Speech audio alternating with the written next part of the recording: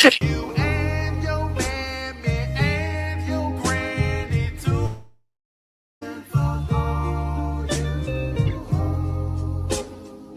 I'm sick of this shit. All you hoes don't give a damn what you wanna do.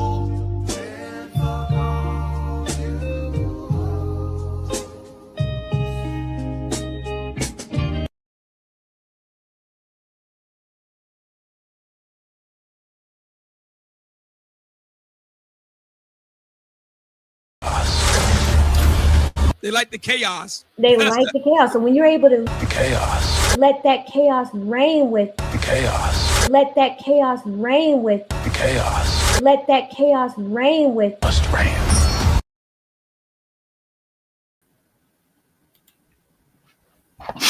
All right.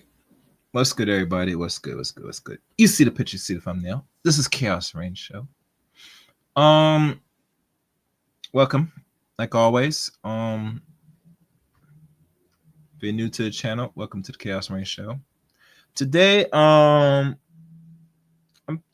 gonna shift gears here a little bit because I noticed a particular, and this is making its rounds about this particular content with Miss Charlie, or what they go by name, or she goes by name Emmy or Charlie, which she has her own content as well.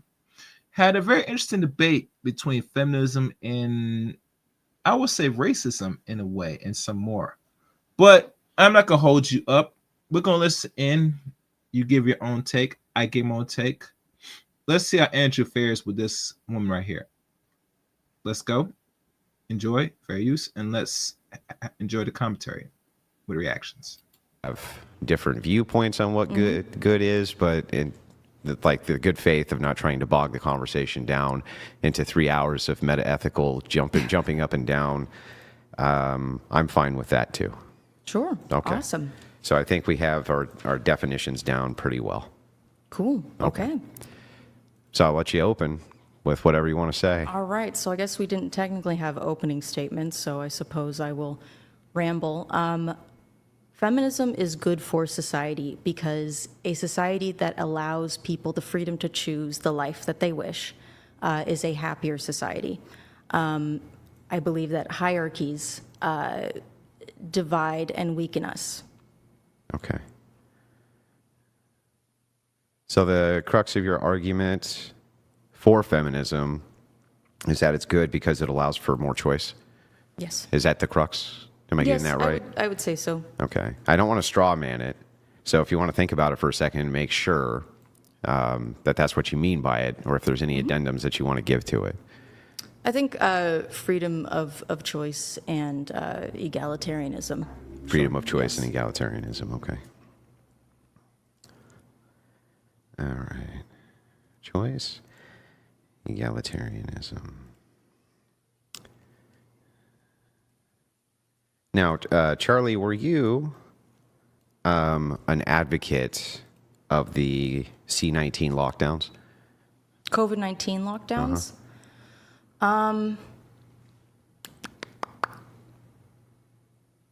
Yes, I would say so, but my stepfather is diabetic, so I had a personal stake in it because I did not want him to, as a diabetic, he was more at risk. Can you tell me how that helped with freedom of choice?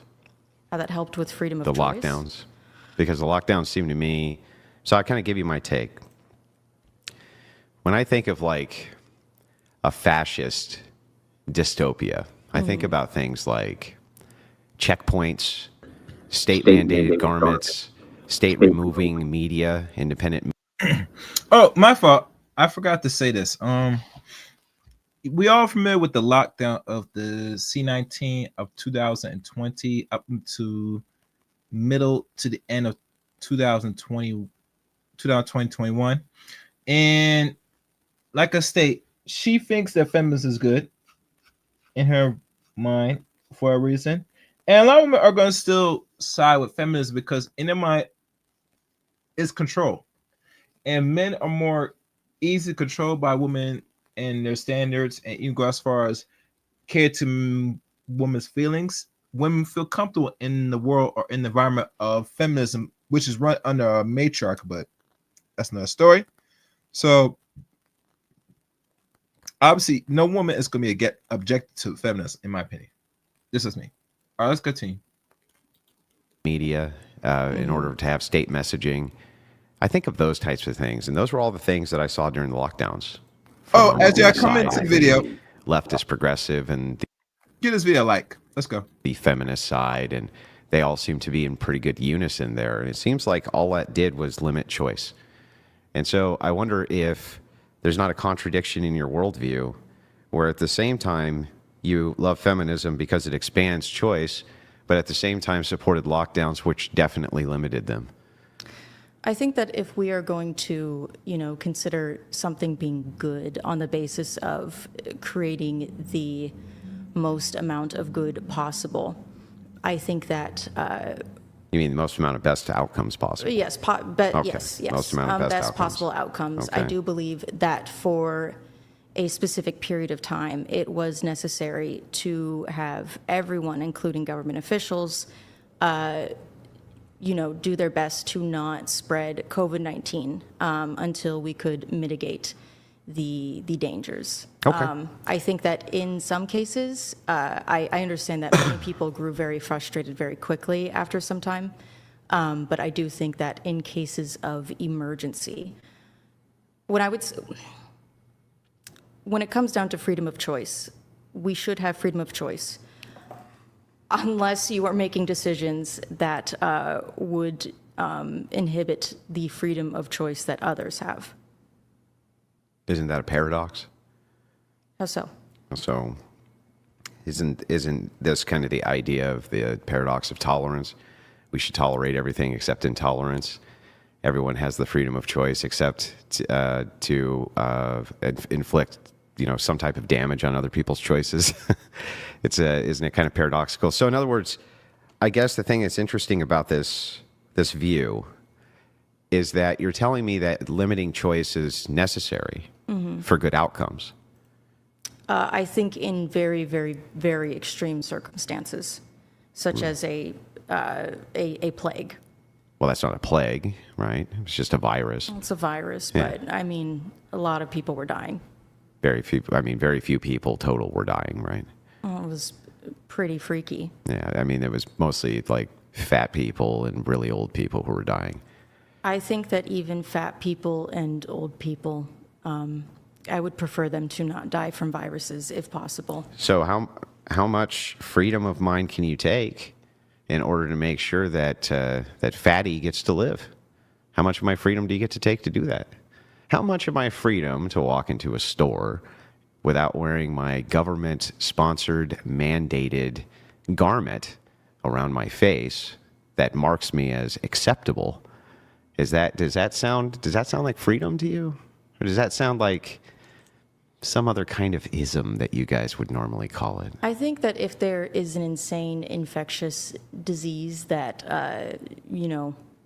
doctors and scientists and professionals don't necessarily understand at the time raging around, I would say that you possibly infecting those around you and putting their lives at risk is, I do think, a time in which, freedom of choice should unfortunately be limited. For instance, it's like, like when someone is checked for weapons, like that is technically removing a freedom of choice if we don't allow someone to enter a building with weapons. But it's good because if they have weapons, they could use it to permanently eliminate someone's freedom of choice. Yeah, but I guess this is what's interesting to me is that this is your view. Your view is that feminism is good because it expands choice, right? And then in the same breath, you say the COVID-19 lockdowns are good because they limit choice. And so it just seems like limiting choice to you is fine as long as it proves or provides for good outcomes. Well, As long Yeah, sweetie. You look like you contradict yourself. How are you saying feminism is good, but being locked down uncontrollably is not, regardless of some so-called outbursts? I remember, I think BJ said it best about the things they try to do to hurt outside America with that, unknown virus, if we really want to go into it, which we're not, that, it is a tool of control. So do you want to be in control or not? Do you want rules or not? Oh, I forgot. You want rules only applies to the woman, but not to men. I mean, women rules only are applied when it doesn't have to really affect women, but it should affect men. No, that's not how it's gonna work, sweet. That's not gonna work. That's not definitely gonna work. All right, let's go. As long as there's good outcomes, we can limit choice. My rebuttal to that would be the COVID lockdowns were temporary emergency measures. When I talk about feminism giving people freedom of choice, there was a time in this country where women's career options were limited, had limited rights and freedoms, and now they do not. So, Well, why would that matter if the outcomes were better? Because what you're saying to me, what you just got done saying to me is that you're fine with limiting choice as long as it's for the greater good and the outcomes, from your view, are better. The outcomes. temporarily.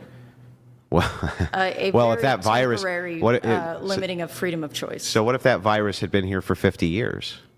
Would you have still supported lockdowns if the state officials and experts came out and said that that was still the best way to mitigate the spread of this virus? I think after 50 years, with all of the technology that we have, if they had not managed to get But if under they control. did, would you have supported their mandate for new normal? No, that's ridiculous. Why?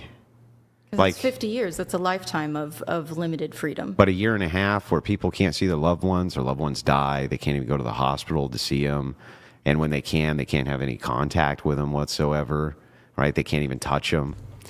People couldn't get medical care for years. They were dying of diabetes and other horrible things because of these lockdowns. You were fine with those things as long as you thought that the greater good was served as far as outcomes go. My great-grandmother passed during the COVID-19 lockdowns in 2020, and my family was able to go see her as she was dying. That's nice for your family, Yeah. but you know that there's many families who are not, depending on the states they were in, or they would have a contact order where only one person could go in. That's how they And, did it. It was one person yeah. at a time, which is frankly not ideal, but I think It's not only not especially- ideal, but you couldn't touch them. They had plastic between you and the person often. Yeah. Depending on the state you were in, they would wall you off with plastic so that you couldn't touch them because of the threat of the contact of the virus. And so the thing is like, that doesn't sound like this freedom of choice society that was designed to assist people. And if you say, well, it's just a temporary measure, we'll just limit your choices temporarily. We don't know what temporarily is. That lasted almost 2 years. Like, It was a year and a half, so that was fairly temporary. it's not that temporary, and the amount of damage that it did was incredible. And if another one comes, you'll do it again. And if another one came, you do it again. And if do another not one came, you think do it that again. Given the unpopularity of the lockdowns and the politicization of the lockdowns, I don't think politicians would want to force another lockdown. I also think that But you support them, though. Whether the politician does or not, you support them for the greater good. The idea is it serves the greater good to you. And I guess that's my position, too. See, I think that limiting choice can serve the greater good just like you do. I think that limiting choice in many instances serves the greater good. And I think that limiting choice for a lot of people, like I think that limiting women's choices to have abortions, I think that that's good. I think that provides better outcomes for society.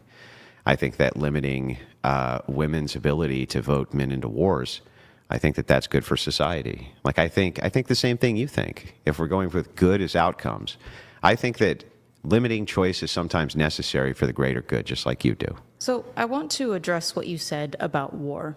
I assume you're referring to the draft. No, Vote men into wars. What do you mean? that's only one aspect. Well, I'll explain. Okay.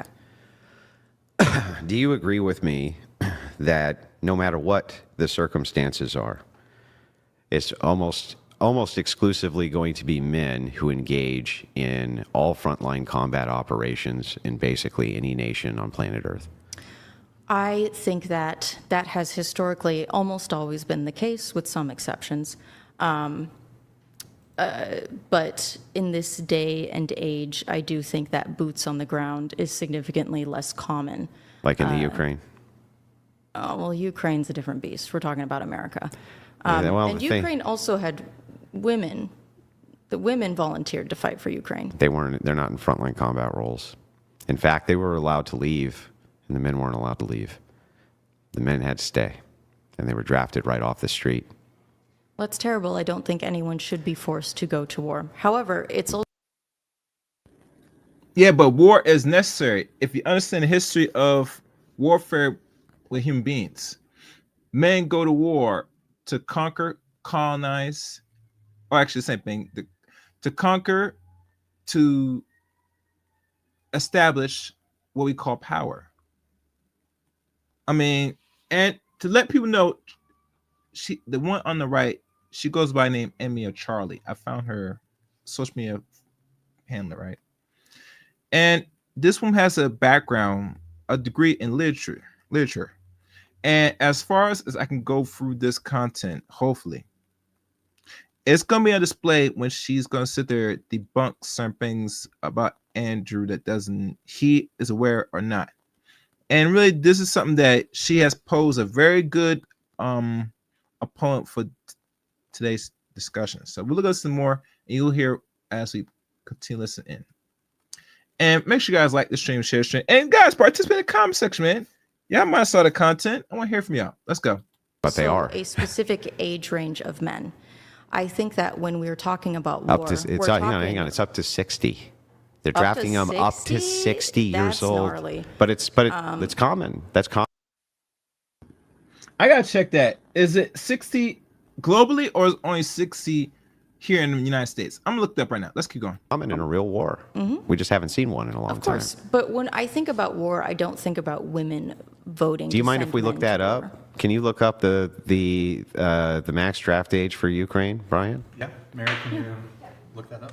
I believe that it was up to 60 or even higher. Well, that's horrible. I myself am very anti-war, and I'm very anti-draft. I don't think that anyone should be forced to lay down their life. But don't you agree with me, though, that it will be the case that if there is warfare in a nation, that it is going to be men who are going to be almost exclusively doing all of the heavy lifting for all frontline combat? I have the answer Okay. if you'd like. So there's a bit of detail on it, but hide that, Mary. The maximum draft age for men in Ukraine is 25, though this age was 27 before April 2024. However, after completing their initial service, men become part of the reserve and can be recalled for mobilization until they reach 55 or 60 for officers. Yeah, that's also a system that we have in the U.S. My Yes. stepfather was Air Force Reserves Sure. until he got older. Sure. And if they need to, they'll raise the age more. But there's also women who are, in the reserves in the U.S. Yes, but they're not. The problem is with the idea of recall, even if you recall women from the reserves at 55 years old, they're not going to be doing any frontline combat. I do believe in 2014, women were allowed to be in frontline combat roles. I also, Even if we grant that some women will be in frontline combat roles, it will be majority men. it's correct. always going to Yes. be. Now, not when we say majority, I don't want to get this confused as to think it's Like 51%. 90%. Yes. Yeah. Okay. Yeah. Or higher. Maybe higher. Much Yes, higher, correct. actually. Probably Correct. like 97, Yeah. 98, 99, probably. Absolutely. Okay, But so- also, the nature of warfare has changed. I think mostly boots on the ground is gone. I would like to point out, Well- however, that it is only a specific kind of men that are being sent to do these things. It's men without the means to wiggle their way out of the draft. It is old rich men sending young working class men to die. Unless you need them. The thing is like, unless you need them. So in Germany, when the Soviet Yes, you're right, enemy of Charlie. Yes, it's men of esteemed wealth sending either impoverished or middle class non-black people and white people, or whatever race you want to call it, into war to serve not just the nation, but to the pockets of the so-called rich and established. I agree. I totally agree with that. because I remember one time one that was somewhat established. I think it was George Bush Jr. He didn't go to war. Same thing with Trump. So they're able to avoid because they have money. Let's keep going. Soviets were invading Berlin, and after they took every able-bodied man right off the street. It was in order to fight. I mean, that's what they did, and of course, women were told to flee because they become a hindrance. And so, I guess all I really need here is just the agreement that it will always be the case, no matter what, that it'll be heavily 98% or so of men who will be engaged in frontline combat operations. If that's the case, then they have the most to risk when it comes to warfare. And if it is the case that they have the most to risk during warfare, and it is, I think that it's a fundamental unfairness in society, not just an unfairness, but a great injustice that women are allowed to vote on policies for warfare that they then don't have to go fight. As much as it upsets me that Congress can make laws and exempt itself from them, it's just as much of an injustice to me that Congress can do that as it is an injustice to me that women can do this to men. I mean, so would you say that only able-bodied men under a certain age should be allowed to vote? No, because of what's called fighting potential. So the idea is just this. It may be extraordinarily rare that you'd ever need to get somebody who's disabled or very old or very infirm to fight in frontline combat. But if you do, it's going to be men. And the potential remains for men, and the potential is not there for women. Do you think that men with significant disabilities would be better frontline combatants than women? Depends on how severe the disability is. All right, I guess like it depends on how severe the disability is. But I still think that even if you have moderate disabilities, then yeah, they're probably still going to be better off. You're still probably going to be better off with men with moderate disabilities than you would women. Yes. Is it not true that I forget which kind of shooting competitions it is, but no, women are not better at shooting than men. No, but it's about equal. Yeah, well, and also, hang on. I would say that like frontline soldiers, what is the, I don't know if you could look this up, Brian, but how many bullets for how many people killed? It's usually like an average of like hundreds of bullets shot. Thousands. Thousands shot before one person is killed? Tens of thousands. So it almost seems like, I think if a woman is, meets certain requirements. They don't meet the requirements because you have to carry the ammo. And you have to carry the equipment, and you have to carry. This woman's strong enough to carry those things. Then why is it that we can't ever seem to get a woman who can be a Navy SEAL? We never had one. Well, that's some pretty extreme. Most men cannot become Navy SEALs. I agree, but only Most men. But only men can. And when it comes to the idea of frontline combat, they have to lower. So women can be in the infantry. That's true, but they get lower standards. Women get lower standards in the military than men get.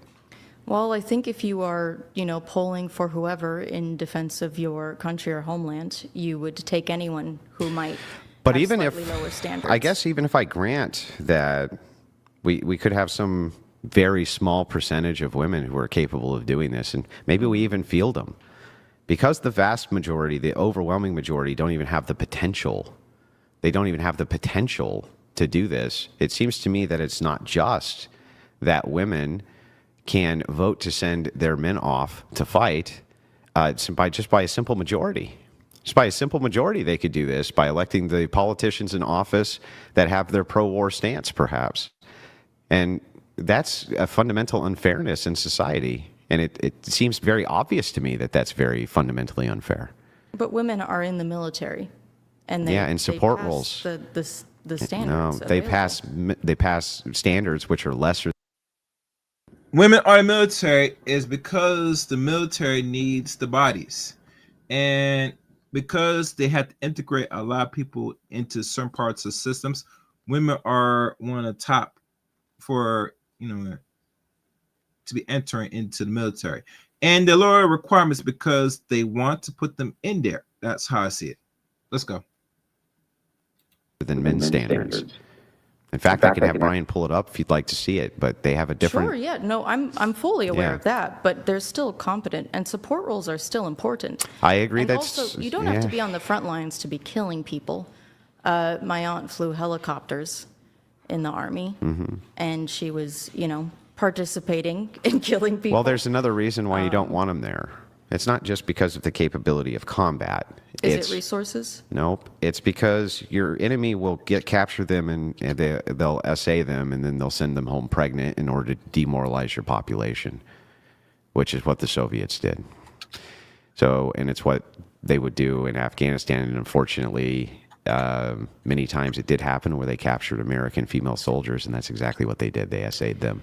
And wartime rape is absolutely a thing, which is why let's not say the R word because it's my YouTube. bad. Yeah, Okay, yeah, you're my good. bad, sorry. You're good. I forgot we have to TikTok policies. So the problem is not just one fold, right? It's threefold. Problem one, 98%, and that's being very charitable, of women would never even have the potential to be involved in a war that they could vote for. And I strongly disagree with that. secondly, well, you could disagree, but the historic standard disagrees with you. And then secondly, the idea that women would be particularly useful in combat situations where enemy soldiers could have access to them, knowing that they would be prime loot. They're loot. That's what they would be. They would become booty, right? Do you think men don't get essayed in wartime? Not like women. Not even close. It's not even in the same I think universe. the idea of them being booty or loot is kind of ridiculous. But again, Why? even if I grant you all of this, Do you which think they're like I these? don't, Do you think like the ugly mud catfish over in the Middle East? They get themselves some prime real estate of a nice, big-breasted blonde chick. You think that that's not like prime real estate to those guys? Do you think? Okay, I found a fact check. I think when they're talking about men, that if there is a draft, right now we are in let's say World War III, and a draft was enacted. There's nothing that says, and I looked through different search engines, said that they'll draft any men, able-bodied men that's even as old as 60. That don't exist. So I'm not sure where these guys get the information from. But that's a lie. Let's go. There's no men out there in the Middle East that are into men and wouldn't be delighted. You know what happens when you're go in to the Middle town? East? Do you know what happens in the Middle East when you're into men? There's a special thing they do called Yes. fucking kill you. Yes. That's what happens. Absolutely, yes, but that is why essaying prisoners would be ideal, because it can be an excuse to demoralize. There are very much. So what would you do? Like, let's pretend Charlie is the enemy commander. Okay. You're the enemy commander, and your orders are to win the war by any means necessary against your enemies. And you found out that your enemies were fielding female soldiers in frontline combat where your troops had access to them. Now, what would be more diabolical or easier than creating special units whose entire job was to just capture these enemy soldiers, these female enemy soldiers, essay them, record their screams and send it to the enemy, and then release them pregnant with their babies? How did that work out for Japan? It worked out fine. They went through Nanking, and they absolutely did that. It was called the raping of Nanking. Yes, that's what it was called. I'm fully aware of what it was called, but it worked out well for them. They completely demoralized the Chinese. They completely subjugated them under their boots. And then we dropped 2 atom bombs on them, and now they are essentially Did China a do that? state. No. No. But their It ally, the worked. U.S., did it. And was the U.S. fielding women in frontline combats in Japan? No. They had nurses, but no. No, but the Chinese, right? They were getting anybody they could. And the thing is funny is the first thing the Japanese did as part of their demoralization campaign was essay all the women and make sure that, and one of the big pieces of propaganda that they had was all of your future children are now our future children. Yeah, it's horrible and awful. But again, look at where China is now and look at where Japan is now. People joke about the Chinese century, but I think China is a very powerful world superpower, and Japan is an American vassal state, essentially. So I think at the end of the day, I would argue that more people would want to live in Japan than they would in China. That doesn't change the fact that China is much more powerful than Japan. Yeah, but it's also got way more people than Japan and a much larger land mass and way more access to resources. And we allowed them to continue to have an offensive military post-war. In Japan, we took that away from. Well, we didn't But it's have still the a- option to take but that away it's- from China But because they were our ally. well, we did right at the start have the option to, but we didn't. But the point is that the Japanese have not been allowed to have a military. We don't allow them to have an offensive one. Yeah, because of what happened last time. Yeah, exactly. But the point is that, again, that's the second reason. That's the second. And then you have the third reason, which is that they can't meet the minimum requirements which would be necessary for us to even fill them if we wanted to in those situations, because they would get killed so quickly. I mean, they would just get killed so quickly. I don't know if you have a good idea of what, no offense, but like I feel like maybe your idea of like what war looks like now is like dudes charging at each other with guns, and that's not really how it works. What do you think nowadays. war looks like right now, Charlie? It's drone warfare at the moment. Come at me, Charlie. I love you, but please limit the word I feel. We deal with logic here. Let's continue. We don't really do boots on the ground anymore. Is It's there a lot of bombs. drone warfare going on in Russia It's and also Ukraine? guerrilla warfare. Yeah, is there a lot of Russia? I'm actually Yeah. not super familiar with Russia and Ukraine, but I know there's a lot of tanks, and they're blowing people up. They've mostly been focusing on drone combat. I'm going to tell you something really interesting that happened. Okay. So the Russians brought back the Dragoon, the actual Dragoon, and instead of using a horse, they use a motorcycle instead to outpace drones, and they mount AK-47 machine guns to the front of their motorcycles, and That's they crazy. fly past the enemy and they mow them down. A woman couldn't do that? No, she couldn't. A woman for the most couldn't part, ride a motorcycle and shoot a no, gun? I don't think she could. I think that I don't think you really understand the physical weight requirements that are necessary to both control a motorcycle, have a heavy machine gun mounted to it that you're also firing, and carry the requisite equipment to do this. I don't I mean, it think would you be have. tied to the motorcycle. That doesn't make it less unwieldy. Very hard to wield. It requires physical strength to do these things. Yes, I've shot guns before. It's just I'm unclear how a gun being mounted on a motorcycle, you're not having to carry it. You were just There's- riding the motorcycle. You have to control the motorcycle with your muscles. Yes, Yeah. I know how motorcycles Yes, work. and the heavier the front end of them is, the more you have to use the muscles to steer Well, it. these probably aren't American. And by the way, what do you think Harley-Davidsons. the 110-pound woman's going to do? Kick up the kickstand and keep it up, or do you think she's going to Well, fall over with presumably it? They wouldn't be recruiting 110. But it's not just that. They are in Russia and Ukraine charging at each other with machine guns. They are on the ground fighting, just like it's World War II looking combat more than anything else. It's infantry-based warfare all over the Ukraine. Why do you think so many people are dying? Why do you think they're dying so much? Because they're engaged in frontline infantry combat day in and day out. Is it not a lot of guerrilla stuff? Yes, of course, guerrilla fighting is always part of warfare. All right. I feel like that is what the majority of warfare is now. Bombs, drones, guerrilla stuff. War will always come down after you get past the technological barriers. You know, I never look what they use now in modern warfare. I'm gonna look up right now, and I'm not talking about modern warfare, the big game. What do they use now out there on boots on straps? I heard they use drones now to attack people outside America in military action. So I would say that they're no longer walking boots with M16s, Glocks, shotguns again. But I'm gonna look it up. Let's continue. So if you have a first world nation attacking a third world nation, sure, right? They're left with guerrilla warfare. We use massive amounts of technology to level major cities, things like this, and then send in an occupying force. They fight the occupying force with guerrilla warfare. That's true. Mm-hmm. But when it comes to first world nations, that's different. They have technology. They're going to blow the hell out of each other, right? But then when they blow up each other's technology, it still comes down to infantry-based combat. Why do you think they train people to be infantrymen? because it still comes down to that.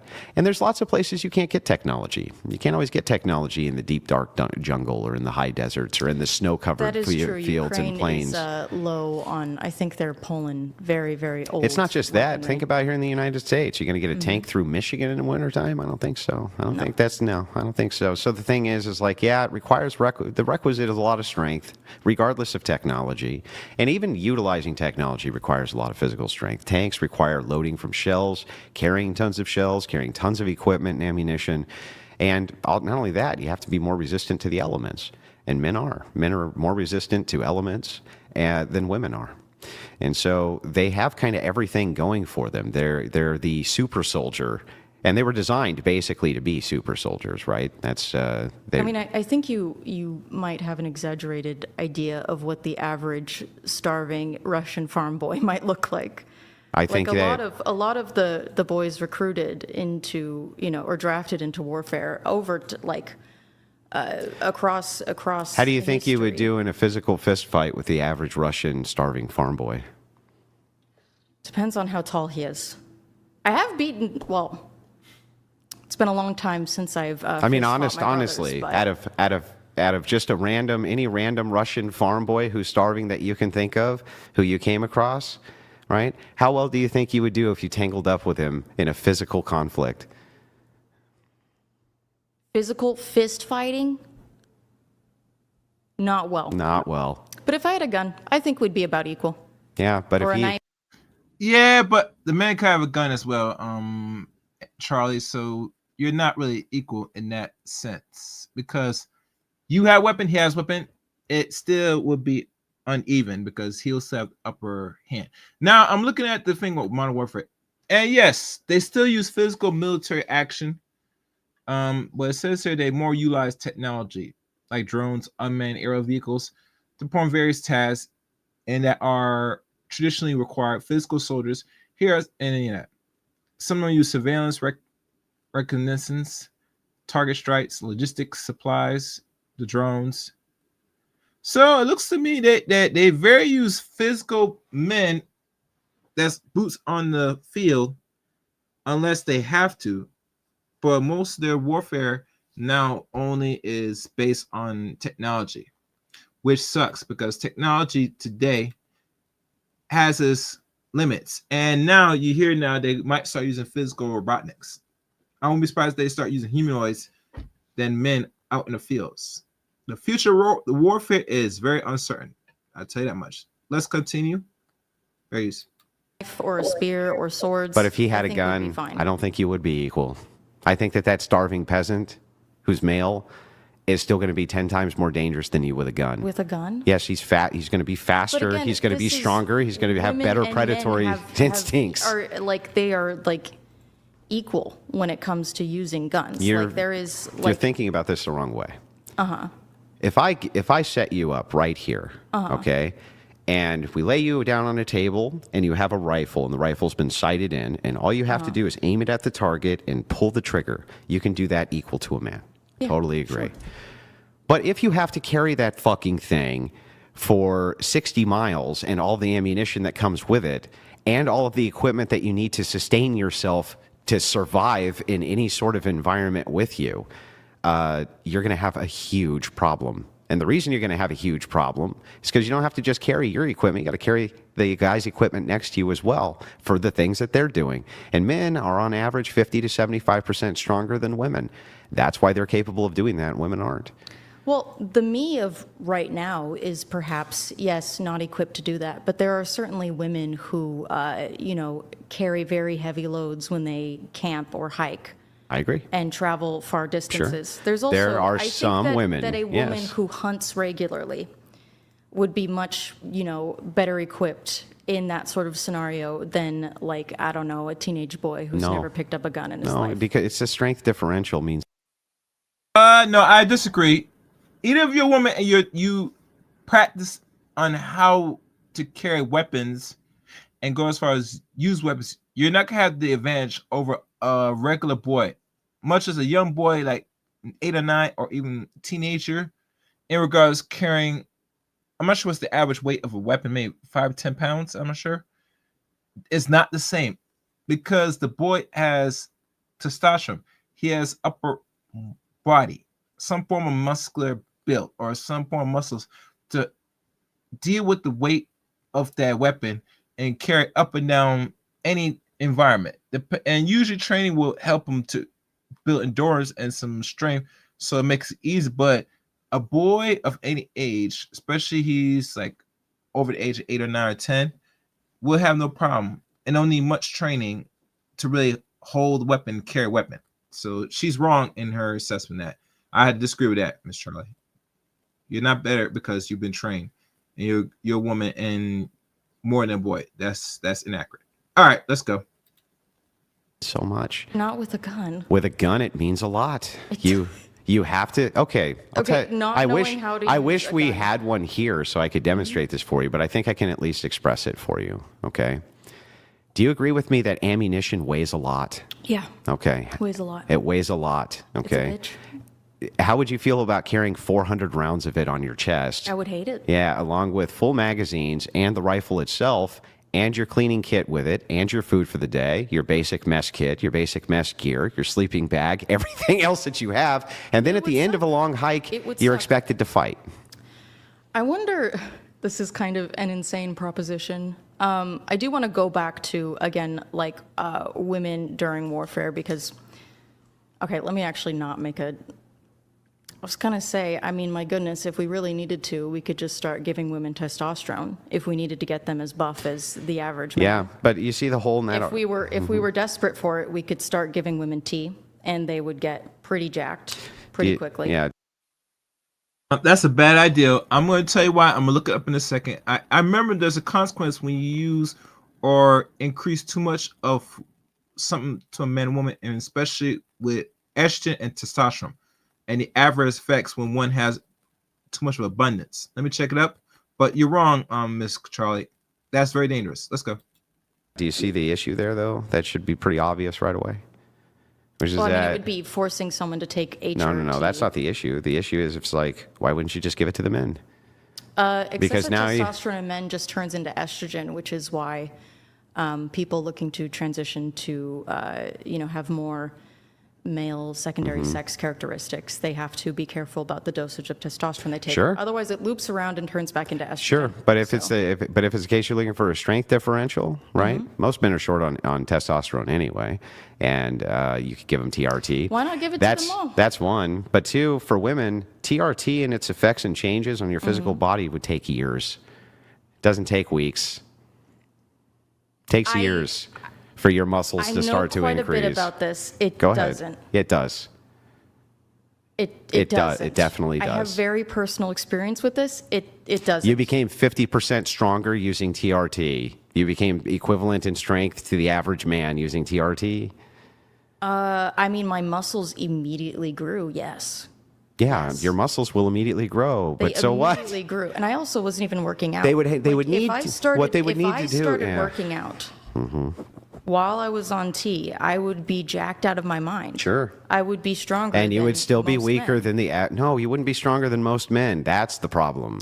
I think I would want to see for that reason, a study on if FTM people are like how long it takes for We them can- to become as strong. Can I as the logically average man. demonstrate it for you? Surely there's. Okay, I can studies. just logically demonstrate it for Okay. you. How many of these F to M's are in male contact sports? Can you name one? Yeah, there's a. It better be a contact sport. Better not be water It's polo. wrestling. There was a. What wrestling? Pro wrestling? No. It was the story was on an FTM teenager in high school who was getting a lot of flack for being on the women's team, and so they switched him to the men's team, and he did fine. So yeah, that's a male contact sport. I would like to know what this story is so I can look into it. Okay, But it's been like I can't. I'm not aware. I am referencing. Yeah, I'm not something aware I of saw any. in, like Tumblr in 2013. Yeah, I'm not aware of any professional athletes in the NFL or in the NBA or in any of these places which are F to M, and I mean anywhere they can't compete with the men. They'll just get crushed. They'd Those be are destroyed. Also peak athletes. Like, are we talking But isn't it about? scalable? Like they would be peak athletes too. Do you think that everyone else, like, I feel that everyone has, based on their genetics, a level of potential that they can reach. Yeah. And I think even if you take testosterone, you still have that limit. I think that the vast majority of men will never be. You know what? I'm just prime gonna. athletes. I'll just grant that you could jack women up on Sure. TRT. Make 'em mega okay. jacked. You Which ain't- would be ridiculous Yeah, and it's insane. ridiculous. You Yeah. ain't gonna do it. But even then, it doesn't deal with the problem of the SA. It doesn't deal with that issue at all. Well, they'd start growing beards, so, and their voices would drop. Do you I think guess that would they stop them would from have being to- SA'd? No, of course not. Okay, then. But that's also a consequence of, going. All right. Before she goes in her rant, hope you guys like the stream. Hit the like button, share the stream, like, and subscribe to the Chaos Range Show. Here are the dangers of testosterone once women are start taking any form of testosterone, whether a shot, pill, or etc. The dangerous and severe side effects. 1, virilization. This includes the developing of muscular traits such as deepening of the voice, increased body and facial hair, what they call hairism, and male pattern baldness. Oh, yikes! Next, menstrual irregularities. Testosterone can disrupt normal menstrual cycles, leading to irregular periods or what they call hormonic absence of menstruation. 3, acne and oily skin. Increasing testosterone levels can lead to more severe acne and excessive oily skin. For those women that don't want to take care of their skin, you don't want that. Next, number 4, changes in mood. Some women may experience increased aggression, mood swings, and anxiety. Number 5, liver damage. Long-term use of testosterone, especially in the form of oral supplements, can lead to liver damage or liver tumors. Oh, that's a bad one. Oh, I did not know that. So if you ladies and Thomas say you want even the playing field, take testosterone. Good luck to your liver. Good luck to your potential male hair baldness. And good luck to any other problems like you don't have proper menstruation. I wouldn't advise it. Number 6, cardiovascular risk. There may be an increased risk of heart disease, high blood pressure, and other cardiovascular issues. And we all know out of the few stages of the top leading cause of death, heart disease is up there. I think it's either 2 or 3. Infertility, or what do you call it? Infertility. High testosterone levels can affect fertility rates and difficulties of conceiving for women. Breast tissue changes. Testosterone can lead to reduction of breast size or change in breast tissue. These are side effects. I ain't gonna go further. This little side note for those that don't know, because she advocate or say you want even playing field in regards to men and women in regards to military, they should take testosterone. Yeah, you do that at your own risk, baby. Let's go. Going to war, unfortunately, you can be captured and tortured. It's horrible, but it's what. But it's going to be way more horrible for women. I mean, God, prisoners of war, male prisoners of war, suffer quite horribly. I mean, we could also consider that it's quite possible. They're not SA'd 50 times a day, and women would be. Sure, but I would assume that female prisoners would not be given would be given less harsh physical punishments versus the men.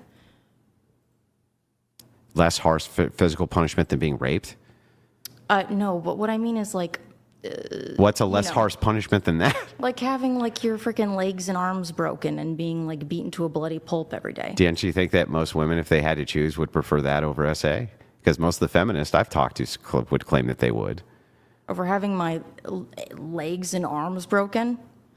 My God, I would have to decide in the moment because I guess. Those both sound pretty awful. They both sound pretty awful. Both sound pretty awful. But being sent back home pregnant with your SAers' kids, too, that would be hugely demoralizing on your countrymen, wouldn't it? I don't know what starvation and long-term imprisonment would do for someone's fertility. Why does it even need to be long-term? They could just do it over a couple of weeks, send you home pregnant. Sure, and then that person could abort or keep the child.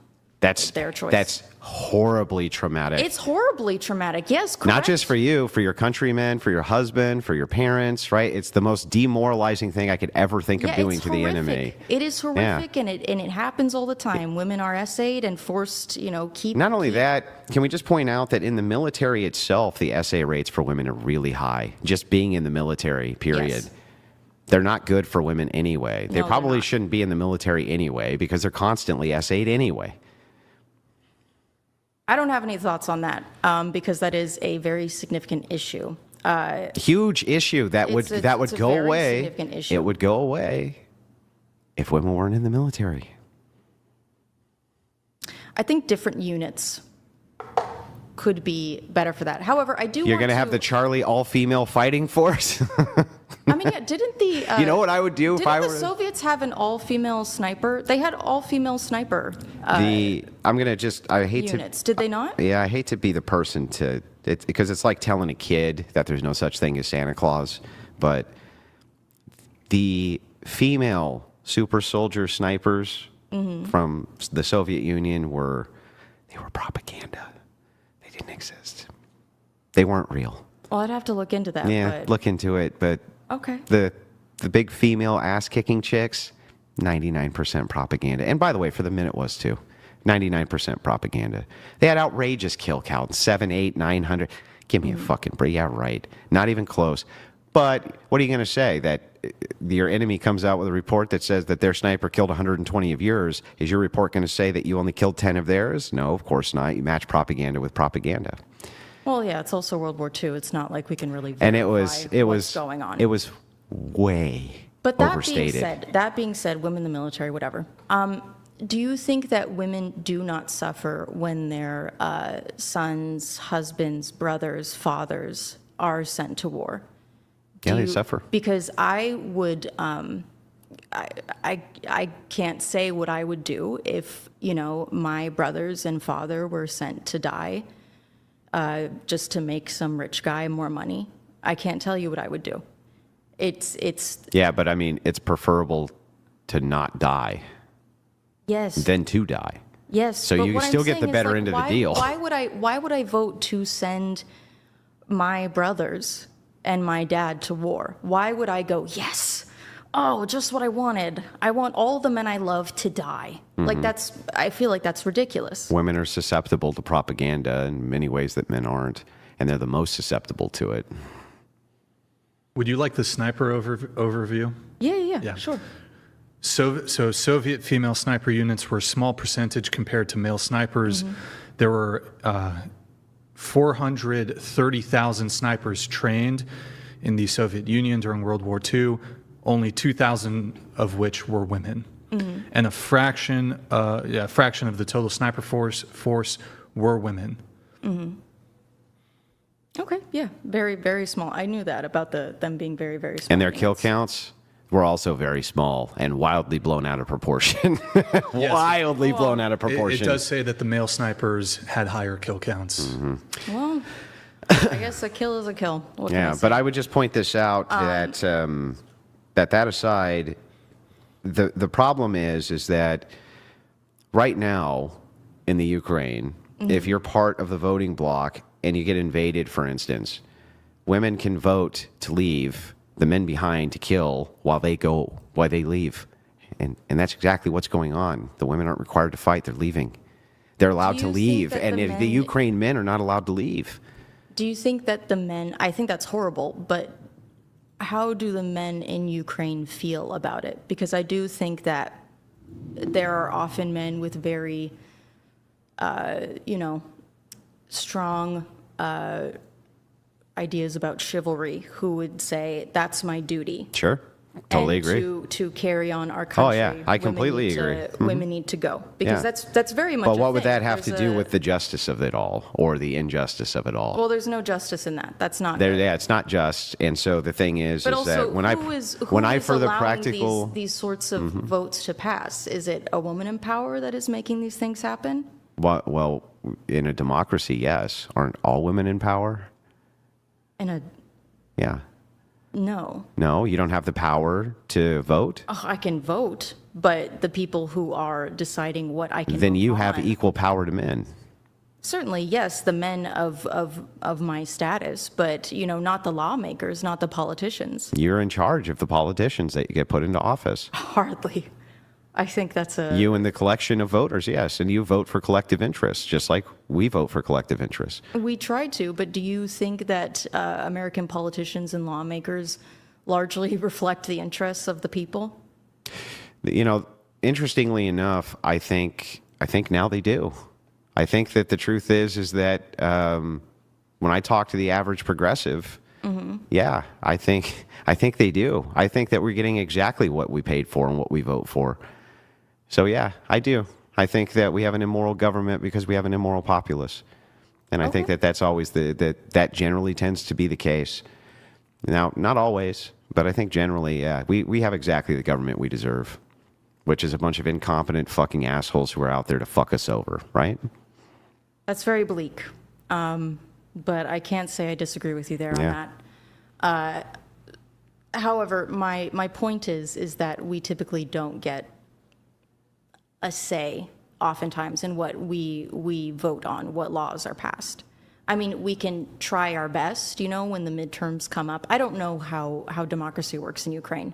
I am woefully uneducated on Ukraine and Russia.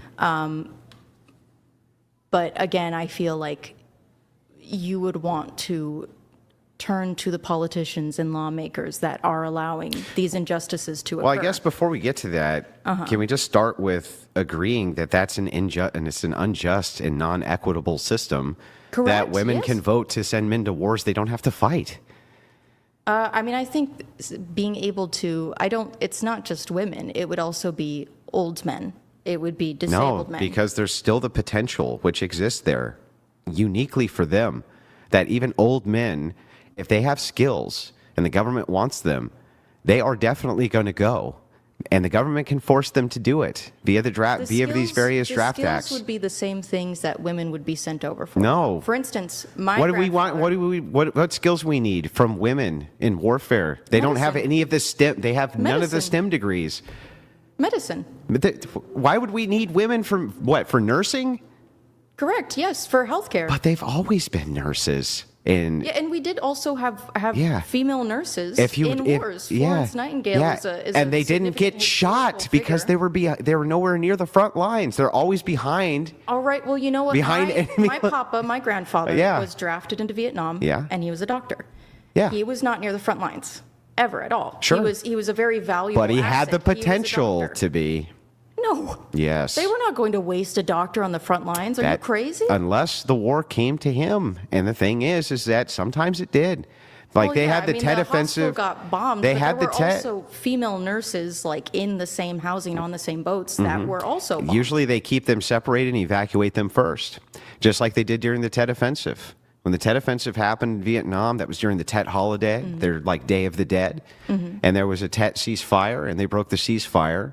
They attacked military bases all over Vietnam and just fucking decimated us. It was brutal. Yeah. But the thing is even the nurses who were there, which by the way are still mostly male, I believe, but even the ones who are female, they get evacuated first. Women are always evacuated first. In other words, the potentiality is always there for these men. It's not really there for these women. And I don't know why it is that for any other form of social injustice, you would be all about this. If I said, hey, look at the fact that, for instance, these white people can vote to have black people go fight wars they don't have to fight, you would be like, no way. We're not going to allow, no fucking way. And if I gave you the same potentials for that, I feel like you'd be like, we need to stop that and right this second. But for some reason, when it's between the sexes, you don't care. Would the response be, okay, no white people can vote? That wouldn't be the correct response. It would be no white people can vote. No white people can vote to send black people off to war, right? They're not allowed to do that.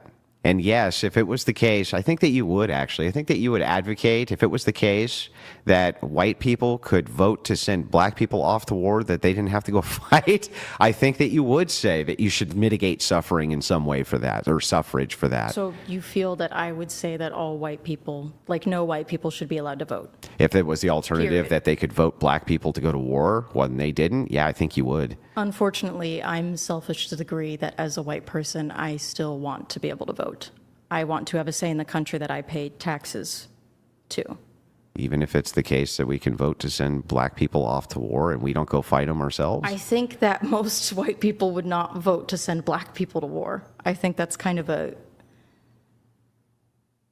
strange scenario, because that also gets into the trouble of determining, my goodness, I mean, like, how would that even work? The same way it worked in the drafts.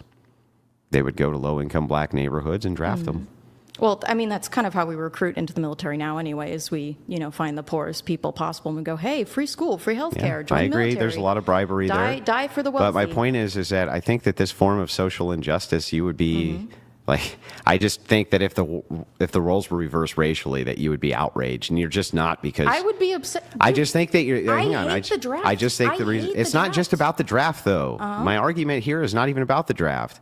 My argument is that it's a huge injustice that one portion of the population has the potential to always fight wars on behalf of the other. The other doesn't have to fight it, gets all the benefits of them doing it, right? And we're supposed to just be like, well, okay then. The benefits, it's like, yeah, fuck that. No, that's not okay then. The benefits, like having your male family members die, potential wartime rape if your country is The benefits of you not being invaded. fucking occupied and being able to get all your resources. Those are way bigger Well, going benefits. to war doesn't ensure that you'll never not be occupied. Again, what that means is that a good chunk of the money that we make will be going to I war. assure you, you're wrong. Our country will get I poorer, assure you that if you and refuse we to go to will war, also you be- will be Hold on, occupied. let her finish. Go ahead. We will also be, again, if our country goes to Sorry about that, guys. Sorry about that. That's all. Yeah. War. See, one thing I don't like having the conversation, and you guys could vouch me for this. It's not always wise you as a man have a conversation with a lady like Charlie or any lady about warfare, how to conduct, how warfare is implemented, what's the purpose of warfare. Too many X's, too many questions. Baby, it's not your concern how war is formulated. You should know that war is here. And sometimes 9/10 line are the problem. If you're not drafted, you're not really bothering anybody that runs these systems. Just a side note. All right, let's go. to war. Any country that votes to go to war, there's a chance that they could be invaded and their women could be subjected to wartime SA. Again, also, in times of war, things are tough. Your resources are not there. People starve during wartime. There is very few people who actively benefit from war, except for the ultra wealthy. Yeah, but do you understand that the case in point is that it's going to be men who are going to do this? And when you say things that are, they just sound absurd to me, like there's no guarantee that you still won't be occupied even if you send the men off to war. It's like, so what? You're still sending the men off to war. And you just don't ever have that potential. Like, that's nothing you ever have to worry about. When you go down and you sign up to vote, you don't have to sign a draft card. Like, you don't get put in a draft system. Your number's never going to get called. That's nothing you ever need to worry about, ever. And that is a potential that all men need to worry about. And by the way, be even the honest, ones... It's not really. We haven't had a draft since Vietnam. So what? Again, because So what? the way that warfare works has changed. We have an insanely bloated military. The chances of either of you being called in a draft to go to the front lines to fight, slim to none. However, I am against the draft, and I would Yeah. support any motion, legal motion, to remove the draft. I would, But can I would just- vote for that. Yeah, I but- would use my power as a woman. Yeah, that's great, but To vote it's to not even save men. contending with what I'm saying. That's like not even contending with what I'm saying. Even if that's the case, that's nice that you say that, right?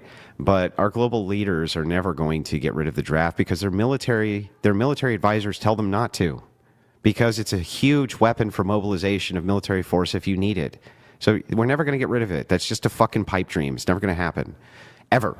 So remove women's ability to vote, and then we'll never go to war. Is that your thinking? No, I'm saying that this injustice and unfairness, and by the way, like when you bring up, you say, well, what about 60-year-olds? They can't be drafted. Okay, but they could have been when they were in their 20s and signed up for the draft, which you didn't have to. So their potential was already there and exhausted. They already had to go through that stage of life where their number could be called and yours couldn't. So yeah, they still get the benefit. They still did the thing that you guys will never fucking do. They still did it. So the thing is like it just stands like this to reason, right? It doesn't matter if the 18-year-old never gets called to a draft. The potential is only there that he will. And you can't get mad at him later because he still maintains voting rights or certain rights that you don't get because he still went through the process of signing up for the draft and had the potential to be called, and you never did. So it's like, why do you get anything extra? Why is it that they don't get extra, in fact? Why do you get anything on par with that when the social status is such that men can be called to defend you and die, and that's never a service you have to render on their behalf? You know, I have multiple male family members who went to war. My grandfather, who was drafted, and I have never had them express to me, it makes me so mad that you as a woman get to vote because I was drafted and went to war. I've never encountered this attitude from anyone that went to combat. Yeah, but like that was deployed. Like I have until this I had never heard that before. Yeah, but do you understand that maybe? And the rage I think towards you the draft do. is against the politicians. Well, I think you do understand, though, that that many times injustices are perpetuated on people, and they don't even know that they're being perpetuated on them. Perhaps most injustice is that way.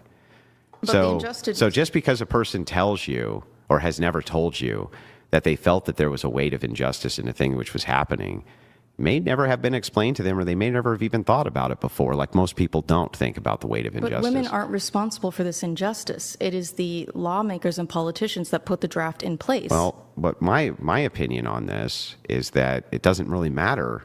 What matters is that this injustice is happening now, and it's going to continue to happen for the rest of our lives, and you're never going to get rid of it ever. And even if it were the case that women could be drafted, it wouldn't matter because they would never be able to serve in the same capacity as men. And since the draft is never going to go away ever, and it's not ever going to go away, you're not going to be able to vote it away. There will always be some capacity for it because it's just too useful of a mechanism. If you ever have to go to war, your generals will never allow it. Okay, then, So hang on. Let me finish the point, though. If that's the case, then it's a fundamentally unfair proposition that women can vote in politicians against the will of men. And they do all the time because they're mostly left-wingers who could then vote to send them to war. Like that's completely unjust. In every capacity I can think of, that's totally unjust. It's my understanding that political divides are a lot more stark when it comes to ethnicity and education versus gender. Like there is a divide, but if we're talking about population sending people to war, like most white female voters voted for Trump. I think in 2024 and 2016, they were voting with men. Yeah. Correct? I've heard this with white men. Yeah, I've heard this argument. And so the argument is that. All right, so it looks like they're getting to the one now. We're dealing with race between the sexes. This one should be the one that caught my attention mostly. One thing before she goes on to let people know, I do believe women, if they had to participate in the political process, they will side with the Democrat side nearly 85 to 90%. And women that will side Republican, very small percentage. I would say no greater than 10%, roughly. And I'm just being nice. It could be a little bit higher, not lower. But it shows that women only will, when they participate in the political process, it's for their benefit and to your detriment. Keep that in mind. Keep that in mind. Let's go. It's actually more stark along racial, ethnic, and social lines than it is along gender lines because races tend to vote together. Yes. You have a problem with that, though, which is that you saw that the Hispanic men really did start voting differently than Hispanic women. Which is And uncommon, the yes. reason that you saw so many of the white women voting with white men is because they were married to them. And that's Yes. still a demographic with a high marriage rate. But as the marriage rate decreases, whites don't vote together. And races don't vote together. Women will vote how their husbands are, and as long as the marriage rates are still higher for whites than they are other demographic groups besides Asians, as soon as those marriage rates continue to plummet, no, in fact, women do vote against men's interests, for sure. I would say, I believe in Black American populations, the marriage rate is fairly low. Extremely Yes. low. But regardless, Black women and Black men tend to vote the same. Except this last election. Really? Yeah. When you look at the black female vote versus the black male vote. But yeah, like I agree under Obama, right? 90%. But black people have voted as a monolith for a long time. Yeah. That's not the case with other races. And we can look down ethnic lines and we can see that, yes, it's true that white women tend to vote the way their husbands do, but when they're not married, they tend to vote left. Well, And let's that's think that. about women who are more likely to be unmarried and of age to vote. You're looking at a lot of the time college students, women, educated women. So again, I think that education plays a huge role in how someone votes. I believe that most white people, male and female, educated, tend to vote left, whereas uneducated tend to vote right. Is that correct? Yeah, well, when you say uneducated, you just mean not college degree. Yeah, sorry, high school diploma or equivalent. I do believe that it is the case, yes, that when it comes to the voting record of people with college degrees, they tend to move more progressive, yes. That's the case. Yeah. So my point is, again, that educated people almost like 99% of the time end up marrying other educated people. People tend to marry people of the same social status. Yep. Or higher. Or higher, yeah. So then would they not just be voting the same as their husbands in that case as well? Yeah, they are. So yeah, the white women are voting the same way as their husbands are. Yeah. But the And case unmarried white is women that are voting the most same white way men, as most educated white yeah, women. most white men are not college educated, don't have Mm-hmm. college degrees. They have trade degrees. Most of them are smarter than the educated, and they vote right, and their wives vote right along with them. But when they're not married, they tend not to. They tend not to vote. They vote left, very much left. And I can so we should have the social expectation that as marriage rates decrease for whites, and they are decreasing rapidly, that women will continue to vote left and men will continue to vote right. So it is a massive gender divide. It's a big problem, or sex divide, right? I mean, it just is objectively. Right. I mean, sure. I forgot why. So we if started that's this the case, conversation. then women can. Well, the point is that women can vote against the interests of men. Now, maybe you could say that that's okay when it comes to democracy, but it's really not okay when it comes to things like warfare, when they can vote to send men off to war. Like that's just like criminally unjust from my view. It's so unjust. This is going to be a tricky conversation. But you could make the same argument about abortion. And I know that, you believe that it is murder. However, I hold the view, and I want you to trust in me in the sense that you don't think that I would be very cool with like murdering babies. So when I say I Yeah, think because abortion it's your view. is It's not a mur- baby. It's not Yeah. a baby. Yeah, It's not I understand. sentient yet. Yeah. You don't consider that to be human life. Well, you It's a consider potential human scientifically. life. You consider It it is- scientifically to be human life, but you Yeah. don't consider life to begin until there's some sort of cognitive sentience or something like this, right? Yeah, something to that degree. I think it was it St. Augustine that said, when it starts to kick, that's when it's a person, something like that. I think that abortion and birth control, because women are, very much encumbered by our physical.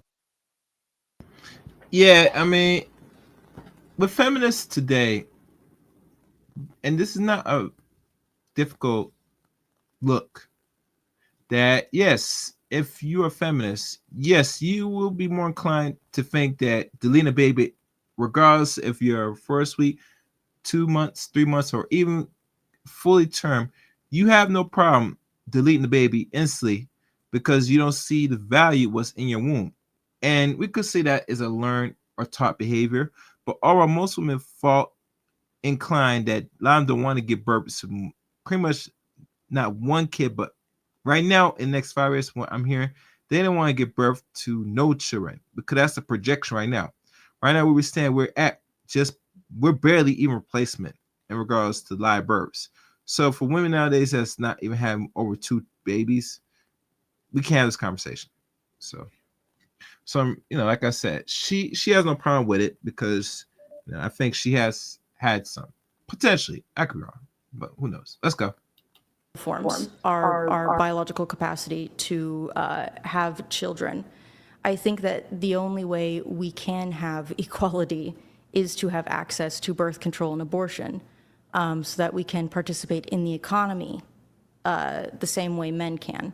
So when men vote against women's interests and can force us to carry children and destroy our avenue to freedom, financial freedom, financial independence, it strikes me the same way as the draft does to you. I feel like that's I understand. Yes. Here's something interesting, though. Let's just start with this, because I think we should get our terms correct here. Okay. When you say force, right, nobody actually forces you to have a child, even if you can't abort it. Isn't that actually the case? Nobody's actually forcing you to do that. The case is that you're using what's called an ambiguous equivocation, which is a fallacious form of argumentation. The equivocation is that you would have us believe, through the nebulousness of the language of the term force, that somebody is using some type of physical compellence to make you do a thing, when in fact the truth is that they're not doing that at all. You're just simply not allowed to do a thing. That's different than forcing you to do a thing. I mean, so like, a law that says I cannot drive in the left lane, or I cannot drive, I don't know, I can't go 100 miles per hour on the highway. Yeah. Yes, I can technically do it, but there will be consequences. Most likely me probably dying in a horrible accident. Yeah, so is a red light, do you think that a red light is force? No, but there's consequences. But it's not force. And that's the same thing here. You have a law, but it's not. There's no force that's being used. Technically, no one's forcing you to go to war. You could choose prison. What is it? What is the term for abandoning? Desertion. Desertion. Yeah, you could desert. Like you aren't technically being forced to do so. You could take the penalty for not signing up for the draft. You could refuse the draft. The penalty for draft dodging can be you get shot.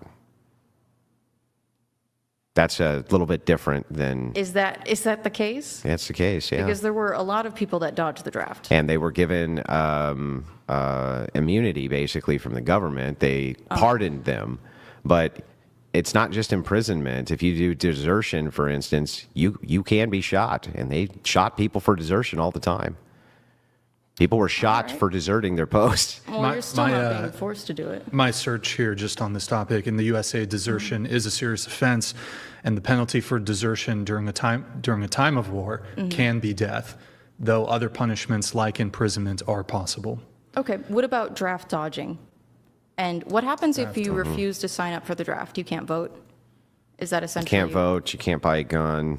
There's other penalties associated with it too. Which have to do with tax filing. You're not being forced to do it. There will be severe consequences, but you technically don't have to sign up for the draft. No one's forcing you to. No one's holding a gun to your head and saying you must sign it. Do you want the penalties for draft dodging? Yes.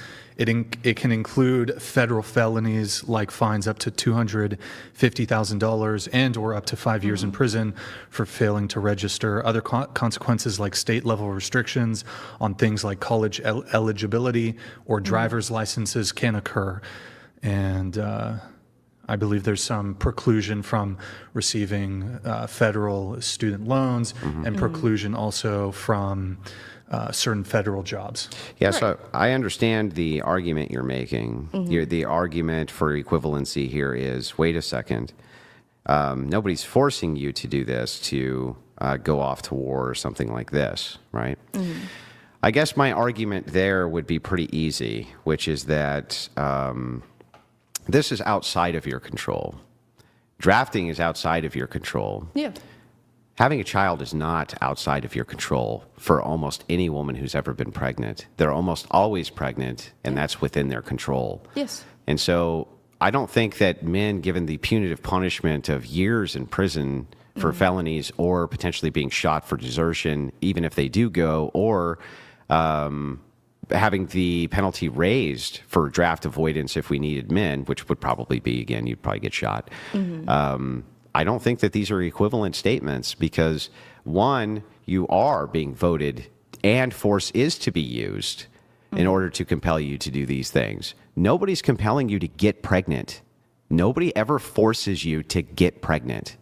Well, unless it's SA, right? That does, but the that thing does is happen. like Yeah. it does, but it's Yeah. not, it doesn't account for the majority of cases, the overwhelming majority of cases. And if it were the case that you argued to me, but in the case that I am forced, right? What about then?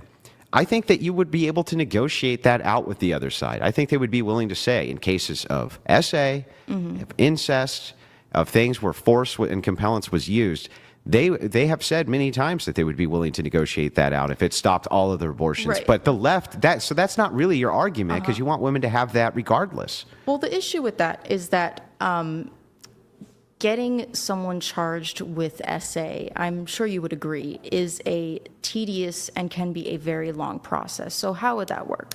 If, let's say, I was SA'd and I became pregnant and I showed up to Planned Parenthood in a state where, well, I guess they're closing the Planned Parenthoods, and I said, I need an abortion, I was SA'd, and they go, okay, we need the paperwork to prove that you were SA'd. I could potentially be looking at months, maybe even years of trying to prove that I was, SA'd. And in the meantime, I would be pregnant, and then I would reach a point where an abortion would not make any sense. Well, let's and even I would assume have that to- you were able to negotiate this out in such a way where if you just made the claim that you were SA'd and named whoever the victimizer was, and you were in the process of that, then you could still get the shmishmortion.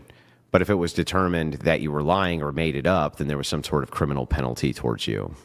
But what happens, do you think that every time a charge is dismissed, that means that the accused is innocent? No. Because I think a lot of the time people who do things by like that same argument, then I have reason to doubt the SA standards because do you think that if a person is convicted, that that means that they are guilty? No. Well, then if that's There's the case, absolutely scenarios then we where have, people- so all we can there's do then is mistrial. go off of data unless it's questionable data, right? What else can we do? Because the idea here of you just saying, well, they may be innocent, it's like, okay, well then that person who was convicted of SA may be not guilty, right? He may be innocent, and the person who's innocent may actually be guilty. It's hard to say. But in this case, if you went and you filed this, right, let's just say somehow we got it to where you could actually move through the system very quickly in order to get this abortion if it was proven that it was due specifically to rape, right? Great, got that.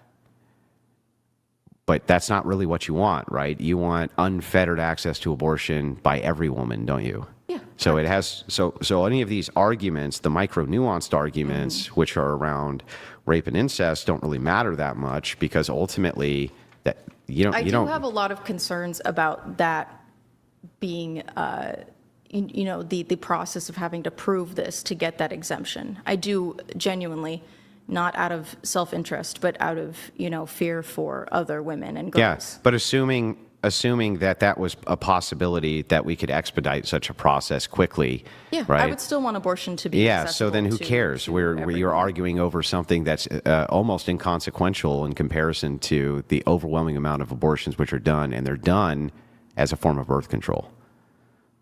I mean, they're not frequently done.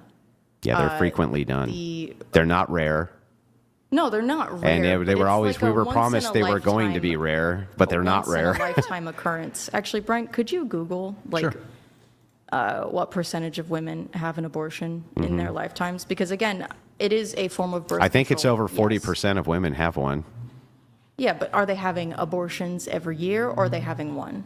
I have it. According to the, well, that doesn't matter. An estimated 24.7% of women in the United States will have an abortion by the time they're 45. Okay. And that translates to approximately 1 in 4 women. Okay. Okay. Yeah. So So not quite it's- as high as I thought. Yeah. But 1 in 4 is still fucking high. But it's I don't think that most people get repeat abortions. It's usually, the cases of that, I think, are fairly rare. Brian, I don't know if you Why? can fact check. But why does like frequency here matter? Well, It's 'cause still if we're being used talking as a about- form of birth control. if we're That's the talking truth. about a birth control, and we're thinking about,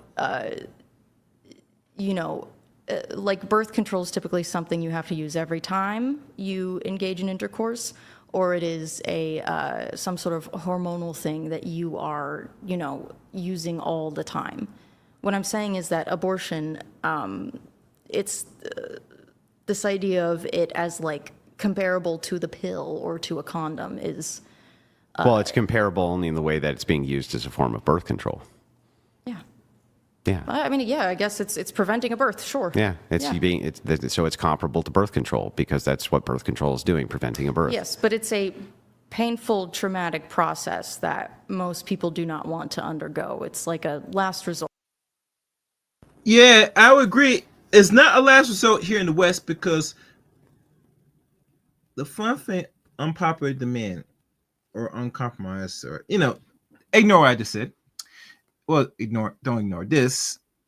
That women here in the West go under that vacuum to get that baby sucked out more times than none because they don't use either the medication properly after intercourse, or they just don't like taking it off. And what happens is they will get knocked up in a few months, and they're gonna carry a child. And because of the loss for the last 3 years had kind of rolled back that, a lot of women have been thinking twice and smart than me out here being loosey goosey with their coochie. All right, let's go. But It happens. yeah, and as a form of birth control. So like yeah. that's and the most common forms of abortion are forms of birth control.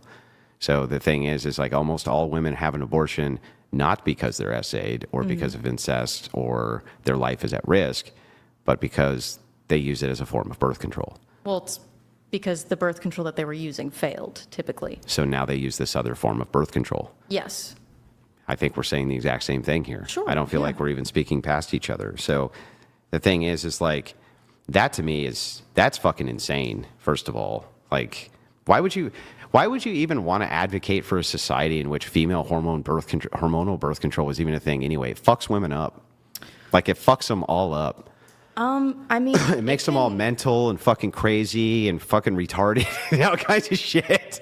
I mean, it really depends on the woman. I do think that hormonal birth control, by and large, horrible.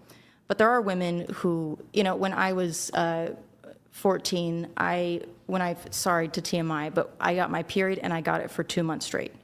And so to fix that, I was put on birth control for a while to balance that out so that I was not bleeding every single day of my life.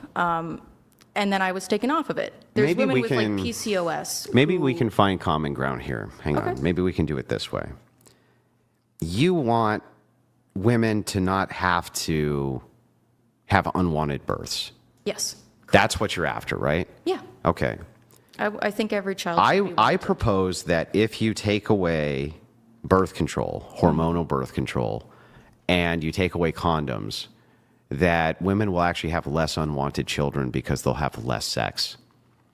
Because Now, I would agree with him in that essence, but I have to be fair, honest. It's not gonna stop human beings from screwing each other, especially between the sexes. You remove that in regards to women that's in your circle, might be fair and it might be effective, but the majority, I tell you that it does not work at all. It does not work.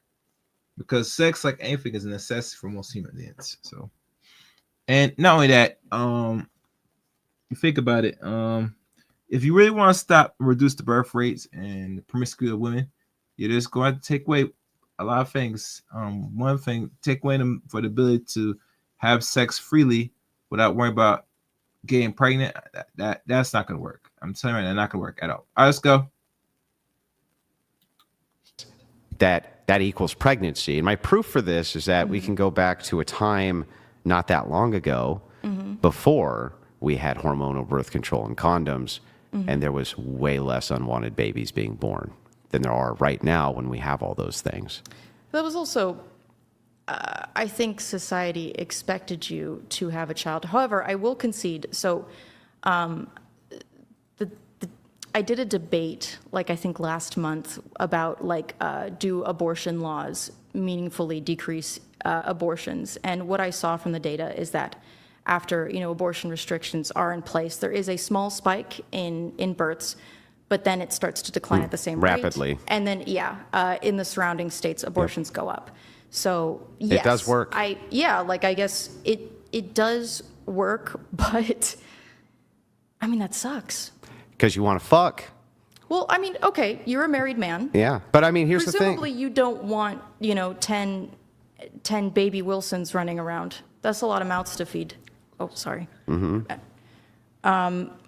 Presumably, you married couples don't want to be at risk for having children all the time, especially as a woman grows older and the risk to her body becomes more extreme, where she could miscarry or die in the attempt, right? Like, wouldn't we want birth control to be accessible? I mean, there's other alternatives, right? Guess the pull-out method could work. No, there's other alternatives to that too. Like women, if they've had 4 kids, they often have their tube tied, right? Oh, yeah, that's fair. That's pretty common because their health is at risk at that point. Yeah. Or there could be a The father could possibility. get the vasectomy. Yeah, I've had 7 children. They have a vasectomy, though it's frowned on in religious practices, right? The tube. Really? Yeah, of course. But the tubes being tied, though, that's not, right? That's for the health and the welfare of the mother. So it's like there's other alternatives if you want to stop having children after you've had them. But the most common way in which we could probably reduce the number of unwanted pregnancies is to stop fucking each other. Oh, well, and then the amount of children. I mean, sure, why not? But I also think that there will be more STIs spreading. There'll be which less. Is not good. How could there be less or more STIs if there's less sex? Because the people who are having sex are having unprotected sex. And it would most likely Yeah, but there's going to be less people having unprotected sex because they don't want kids. That's the whole point. So gay men cannot get pregnant. And yeah, but gay men... That's my concern. Gay men rarely use any of that stuff anyway, or if they do, because of the nature of what it is that they do, their STI rates are like 5 times... No, I think they're higher than that. Can you look up, in comparison to the normal population, how high it is... gay STIs, they're like, it's an astronomical difference. Well, I mean, if you combine the male libido with no risk of pregnancy in both parties, men typically have much higher libidos. But if you combine... That's what happens. But this is the problem here. Crazy with each other. With promiscuity and sex and this type of thing, it's the same exact thing. You combine man-woman now with no risk of pregnancy, and you end up with a promiscuous society. Our STIs are higher than they've ever been in history. Do you think promiscuity is bad? Yeah, of course. It's terrible. Terrible idea. It's just a terrible idea for the promotion of society. I mean, just not... It depends on the individual. If he finds it bad about promiscuity. Now, today, I know a lot of men, and quite a number of them, and she probably experienced firsthand, they don't mind or deal with a woman that is very promiscuous, because 9 times of the time, the more promiscuous, the more easy access to the body, and a lot of men flourish or glorify when the woman they deal with is very, what do you call it? Yes. All right, let's continue. I'm feeling really out of it right now. Not even just STIs, which are just at an all-time fucking high again. They're like, Are they really? I think they're higher than they've ever been. Again, we can look that up, but they're extremely high. I do have the. Yeah, go ahead. Oh, do you want to? I do have the statistic really quick. A 2018 study found a 35% STI positivity rate among gay and bisexual cisgender men compared to 15% for heterosexual cisgender men. Yeah. Way fucking that makes higher. sense. Yeah, Way yeah, higher. And of course, like I said, it's because no risk of baby, 2 men with very, very, very high And then can you libidos, check there's on gonna be if the STI rates on the general population have been Can we make steadily sure increasing? it's by age, though? Because I do know that there's like STI booms in elderly homes, like senior citizen That's because they're homes. being sexually assaulted. It's mostly because they're having sex with each other. No, I have two. because of elder. I'm telling you. I mean, elder It's abuse bad. is super duper real. Yeah. Super duper real, but 2 data points here for you, really quick on the first one from before. The syphilis rate for gay and bi men was 309 cases per 100,000, while for heterosexual men, it was just 2.9 per 100,000. Much higher rate. And then the general STI rate over time, it says overall in the U.S., the STI rates have seen a substantial increase over the past decade. If you want, I can find you going back further. Well, they've been increasing because people have a lot more promiscuous sex with multiple partners. But and my so, generation is having, like, I don't know if you've seen that stat. My generation is having less sex than older generations, correct? Gen Z not is the women. like less. Not the women. Do you want just me the to men. look it up? Yeah, or- yeah, It's basically just the especially by- men who are having less sex. Women are having tons of sex with Most the of the same women 5 I men. know are like nuns. Huh? Most of the women I know are like nuns. Well, that's nice, I guess. But the case of the matter is, or the fact of the matter is that they're promiscuous. There's a lot of promiscuity. It's led to a huge increase in STIs. Not just that, but that's where all the unwanted pregnancies come from anyway, and why you have all these abortions. And the same reason that you see them decrease exponentially and unwanted pregnancies decrease exponentially after abortion's outlawed is for the same reason. If we got rid of birth control, you would see unwanted pregnancies decrease rapidly because people wouldn't be fucking if they thought it was going to lead to a kid. You might see herpes increase, though, mouth herpes. Yeah. Probably mouth herpes increases a bit, but And stuff in the butt. still better than the alternative. And so the thing is like, I don't see how that's liberating society or helping society at all. Well, you know, what you're advocating for. It seems to me like we're back to the limit debate. Is it the case that we can limit behaviors in society for the good of society, just like you did with COVID? I think we can, and I think it's fine. I don't think that limiting abortion benefits society. I mean, how does it not?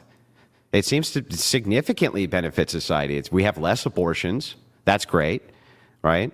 The whole point of abortion is you want to get rid of unwanted pregnancies. We're giving you a way to have unwanted pregnancies go away, right?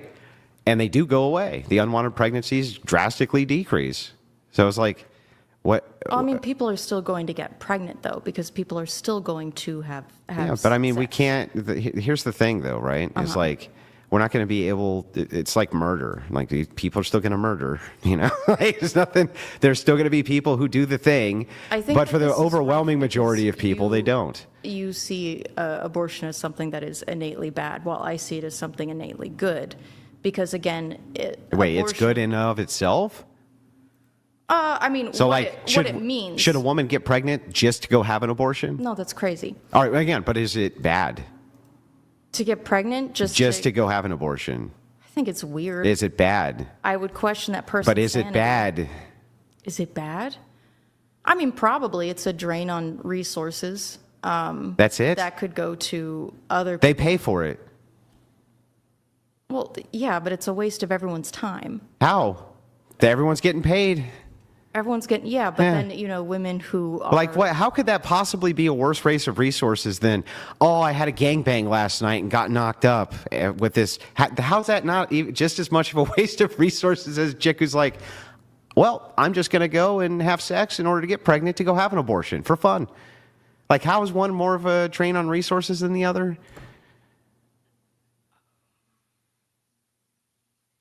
Because one of them is crazy. I don't know. This is a They're weird both fucking scenario. crazy. They're Have you both heard- fucking crazy. Have you heard of women intentionally getting pregnant to have an abortion?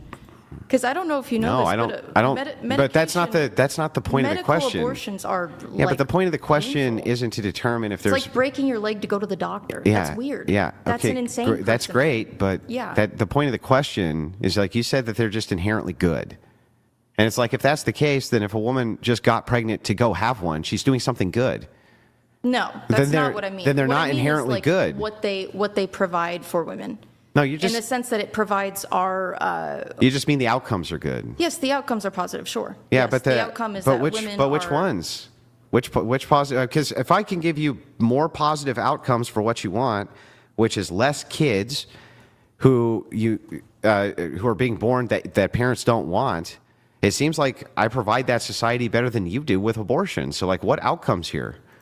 What outcomes are better from your view that you're providing that I'm not? Well, again, when I talked about the abortion statistics, abortions did go up in surrounding states.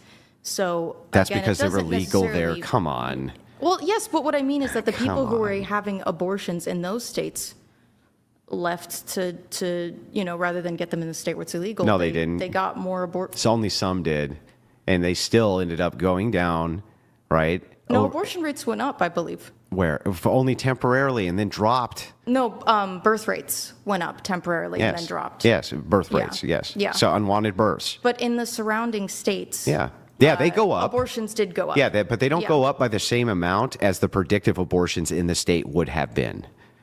So, like, let's say the state had Mm-hmm. 50 abortions a day. You don't see the state next to it now increase by that same 50. You might see an increase by like 20 or 15 a day. You know what I mean? That's more realistic to what it is. So it does reduce abortion and it reduces unwanted pregnancy. And the whole idea of abortion, from your view, is getting rid of the unwanted pregnancy, I thought. That's the point. So if we have a way in which we can have, it sounds like you just basically are like, I just want people to be able to fuck. That's what it sounds like you.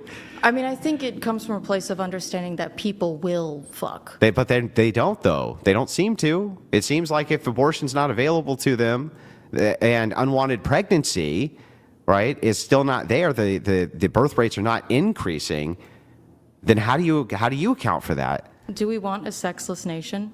It's not a sexless nation. There's still plenty of people who are married and fucking and having children at the right times. But I kind of do Well, what think. about, like, but wait, young men, yes, though? actually, yes. Do I want a nation in which promiscuous sex is gone? Yeah, kind of. Like, what? Can you tell me what's great about it? Tons of STIs everywhere. The STI rate increases, right? The fact of the matter is that you have women who have been, screwed by 20 or 30 men, and men who have screwed 20 or 30 women. That doesn't seem like it's very good for the moral fabric of your society or for your society at all. And so it's like if we can get rid of the thing you want, which is the unwanted pregnancy, and it seems like the unwanted pregnancies decrease when you get rid of abortion anyway. It sounds like it's like a big winner here. So we have like an entire incel movement that I think has been labeled a domestic terrorist threat in the sense that By fucking liberals, it has. I wish that we could label feminist as a domestic terrorist organization. Would you deny that there have not been, mass shooters motivated by? Do you deny that incel trans ideology has motivated mass shooters? Do we label them as being domestic terrorists? No, I think no. We don't. But that's different. That's like an identity rather than a problem to be solved. I think that. Wait, what? No, it's a problem to be solved, or else they wouldn't become trans to begin with. They have a problem and they're trying to solve it. It's not just a matter of identity. Well, it's a yeah, matter but of with, problem like, solution. Medication and surgery and whatnot. Whereas like involuntary celibates, I just feel like Involuntary celibates also, if it's a problem to be solved, they get buff and fuck a chick, and it's same shit, right? You have a problem, you're solving it. They're just like the trans are having a problem, they're solving it. That's, from your view, isn't that the same thing? then why are all the men on the internet complaining that they are loveless and can't find women? And So no one are wants women. them, and They they're just do it lonely? at a different age. See, women in their 20s, they don't complain too much because, if you go right now and you show a picture of your ass on the internet, you're going to have 20,000 guys who go, oh my God, my lady, it's the greatest thing ever. And that stops when you get older. stops when you're 40, 45, 50. That validation starts going away. So women in those age brackets have huge loneliness epidemics as well. It's just, that's the case, right? So it just happens to them at different times in life. And then men who get older, less lonely, the older they get. Why? Because they have resources and they start fucking young women. That's how it works. Well, I think that also, that would depend upon what the woman has done with her life. My mother had no shortage of suitors who were wealthier than her and typically younger than her up until her 50s. And all of her friends seemed to do pretty well in their old age. But your anecdote aside, anecdotal, there yes. it is true there's a male loneliness epidemic crisis, and we are Like, I feel we like do that's just gonna hyper focus get on worse, that, right? but the truth is that it's the case for women too. If the men are lonely, then and there's as many women as there are for men, right? Then shouldn't, by the power of inference here, we determine that if the men are lonely, the women also would be lonely? But you just said that young women have far more opportunities. So we're talking about different age ranges. Yeah, it was because Right? younger women are basically all fucking the same guy, same few handfuls of men through gotcha. hypergamy. So what we have is an issue here where young women, have many, many, many choices. Young men have very few. Well, they in have choices of who to sleep with, not necessarily who to be with. Yeah. And what you're talking about with young men is like the young men who just can't get laid at all, Yeah. which I don't think is a huge amount, by the way. To And be by the fair, way, you see a my- lot of young men moving towards traditional churches, and that's another reason why you see the celibate rate going up. I personally doubt the sincerity of the movement towards those churches, just based Why? on. I feel that, so I was raised very, very, very religious, but I was raised by a father who was raised atheist, converted after my parents divorced, and he later told me, yeah, I thought it was all BS. Like, I was never actually into it. It was just kind of something I needed at the time. And I do feel that people who are raised without a strong religious influence growing up, it causes me to doubt the sincerity of their conversion, because I often feel like they don't believe it. What they want is a community, or they want some sort of moral high ground, so to speak. Because that's been my experience with converts. I've had friends who converted to Christianity I and don't later disagree, were like, well, but I whatever. don't disagree. Yeah, Yeah, there's some. yeah. Yeah. I'm not. And if they're not abiding Look, I by don't it- think that's the. I don't think the majority of people are converting over to Christianity, especially rigorous traditional churches, just for the community. I think that some may be doing that, but it doesn't seem likely that it would be the vast majority of them. It's just, it's an attitude that I've seen encountered in a lot of younger men, where they'll kind of lionize Christianity and traditional churches, but the way that they live is not Christ-like at all. Maybe it's a good time for super chats, Brian. I'll have a smoke, and then we can get back to actual feminism here. Oh, yeah, no problem. Yep, no Oh, problem. yeah. Yeah. So I don't know. I feel like we're getting off into the weeds about a little bit. about shit that doesn't matter really. It has nothing to do with anything. So kind of back to feminism. Is the whole reason you're a feminist so that you can have abortion, or is there other reasons? Well, I actually have a list of Yeah, let's go through those. ways that feminism, if we're talking about me personally, well, the 19th Amendment, women can vote. Yeah, what's so great about voting anyway? I like to have at least a little bit of a voice in a country that I am paying taxes to and intend to spend the rest of my life in. So it is about power, personal power. Yes, I would like to have as much say. If I'm putting as much into society as someone else, I think Well, then that I guess ought it to. does matter, to contradict your earlier point that voting didn't really matter when it came to war. It appears that you think it does because, I said a small amount of power. well, a small I amount can of have power a collectively, Small amount of power. small amount of power collectively over a gender can mean a large Yeah, amount but of power. we don't vote to send people to war. We're not given the vote. The president decides. You get to vote for the president. Well, yes, but I mean, we can't necessarily trust that every And you get to president vote who for. says we're by not the going to way, send someone to war. it's and not the they president; do. it's Congress who gets to authorize All right, war. well, But the you know. president himself, yes, he has a lot of power to mobilize troops for police actions and things like Yes. that. But that aside, what's the next issue? Birth control and Roe v. Wade, obviously, we talked about that. I want the freedom to, I suppose, like someone who has glasses, I want the freedom to have the things about my body that potentially inhibit my ability to participate in society. I want to be able to mitigate those things with medicine and technology. And then Equal Pay Act, I want to be paid the same as someone who's doing the same work. I think that's a positive. Do you think that? Well, first of all, how much do you think the difference is? The difference is between, even if we were really charitable to the idea of a wage gap, what do you think the difference really is between wages? Well, I mean, there's a law against that.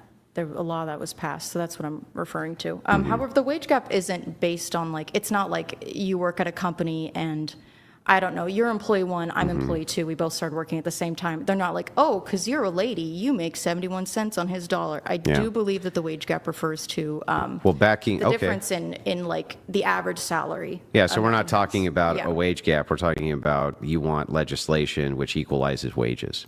Yeah, equalizes wages if you're doing the same job with the same amount of experience. It's equality.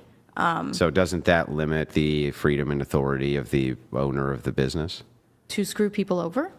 Yeah.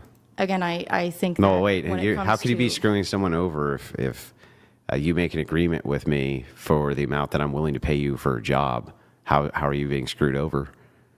I mean, I think if you're, making that decision on the basis of someone's immutable qualities, such as sex or race, I think that that's pretty. Is that not unjust? No. Why is that unjust? Why Because can't they're doing the same work. Yeah, so what? Why can't business owners have preferences about what they want? So, like, for instance, let's say you had a business owner who's like, yeah, I don't want to hire you just because you're a woman. Like, why isn't that their business? Because I don't think that people should have the freedom to screw over other people. You're not screwing them over. They're asking you for your resources. You're not asking them for theirs. You're trying to screw them over. The guy who, do you think that, a company is just its head? I mean, workplaces aren't run only by a manager. Its staff is what keeps the place going. Well, it depends on how big the business is, for one. Yeah. And the second thing is that even if it is a large business, it should be up to the propriety of the owner. He has access to all the capital, and all of those managers and employees are asking him for his capital. He's not asking them for the employees are the ones this. that are making that capital for him with his guidance. Wait they a are second. producing that capital. No, they didn't risk any capital. They risked no capital, and so they don't get what he gets. That's the big problem you socialists always have. If you don't risk capital, you don't get to gain.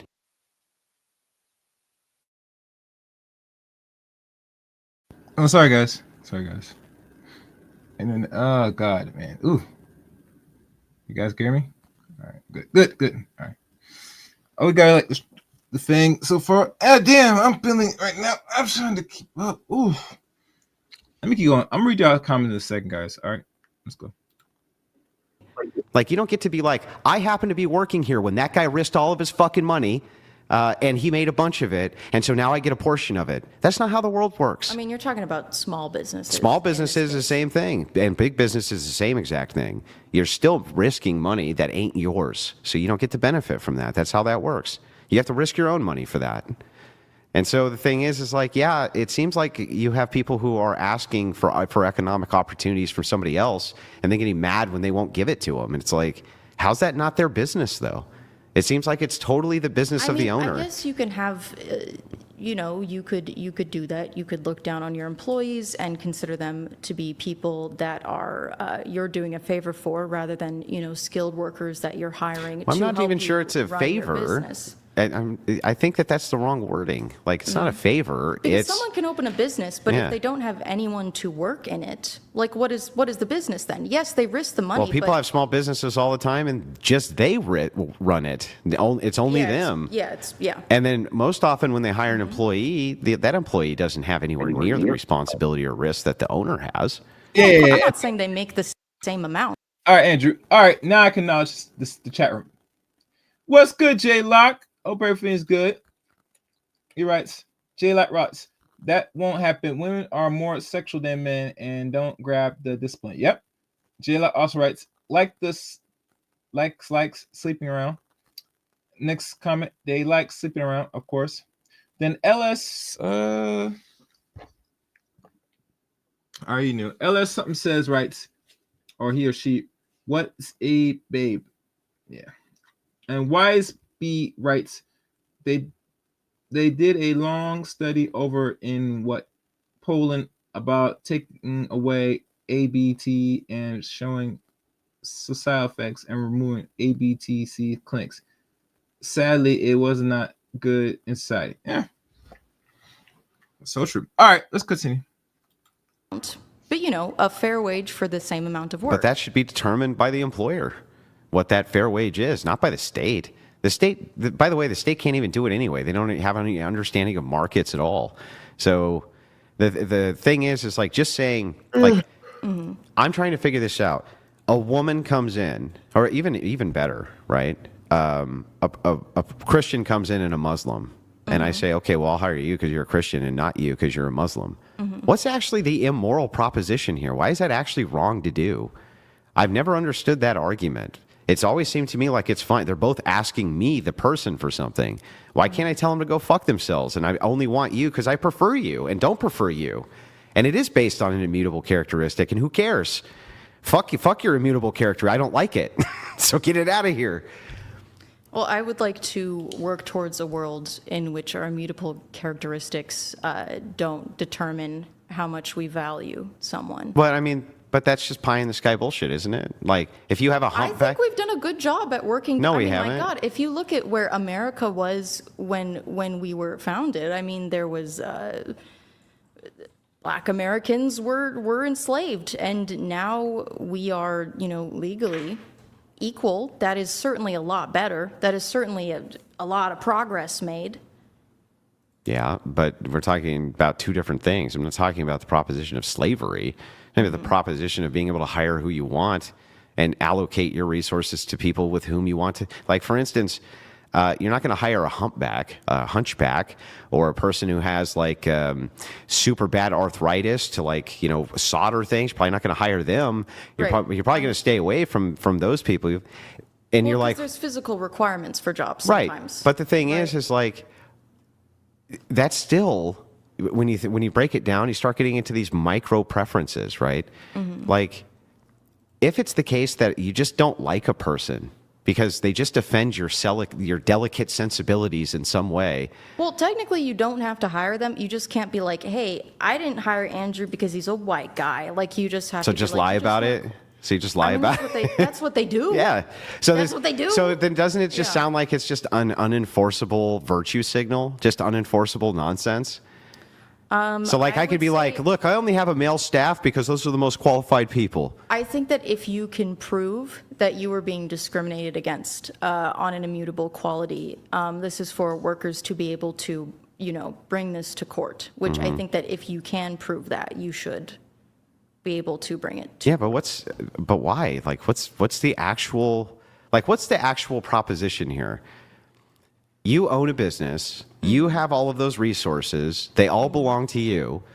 All of them belong to you. And somebody comes in and wants them, and you just don't like their fucking face. And it doesn't matter why.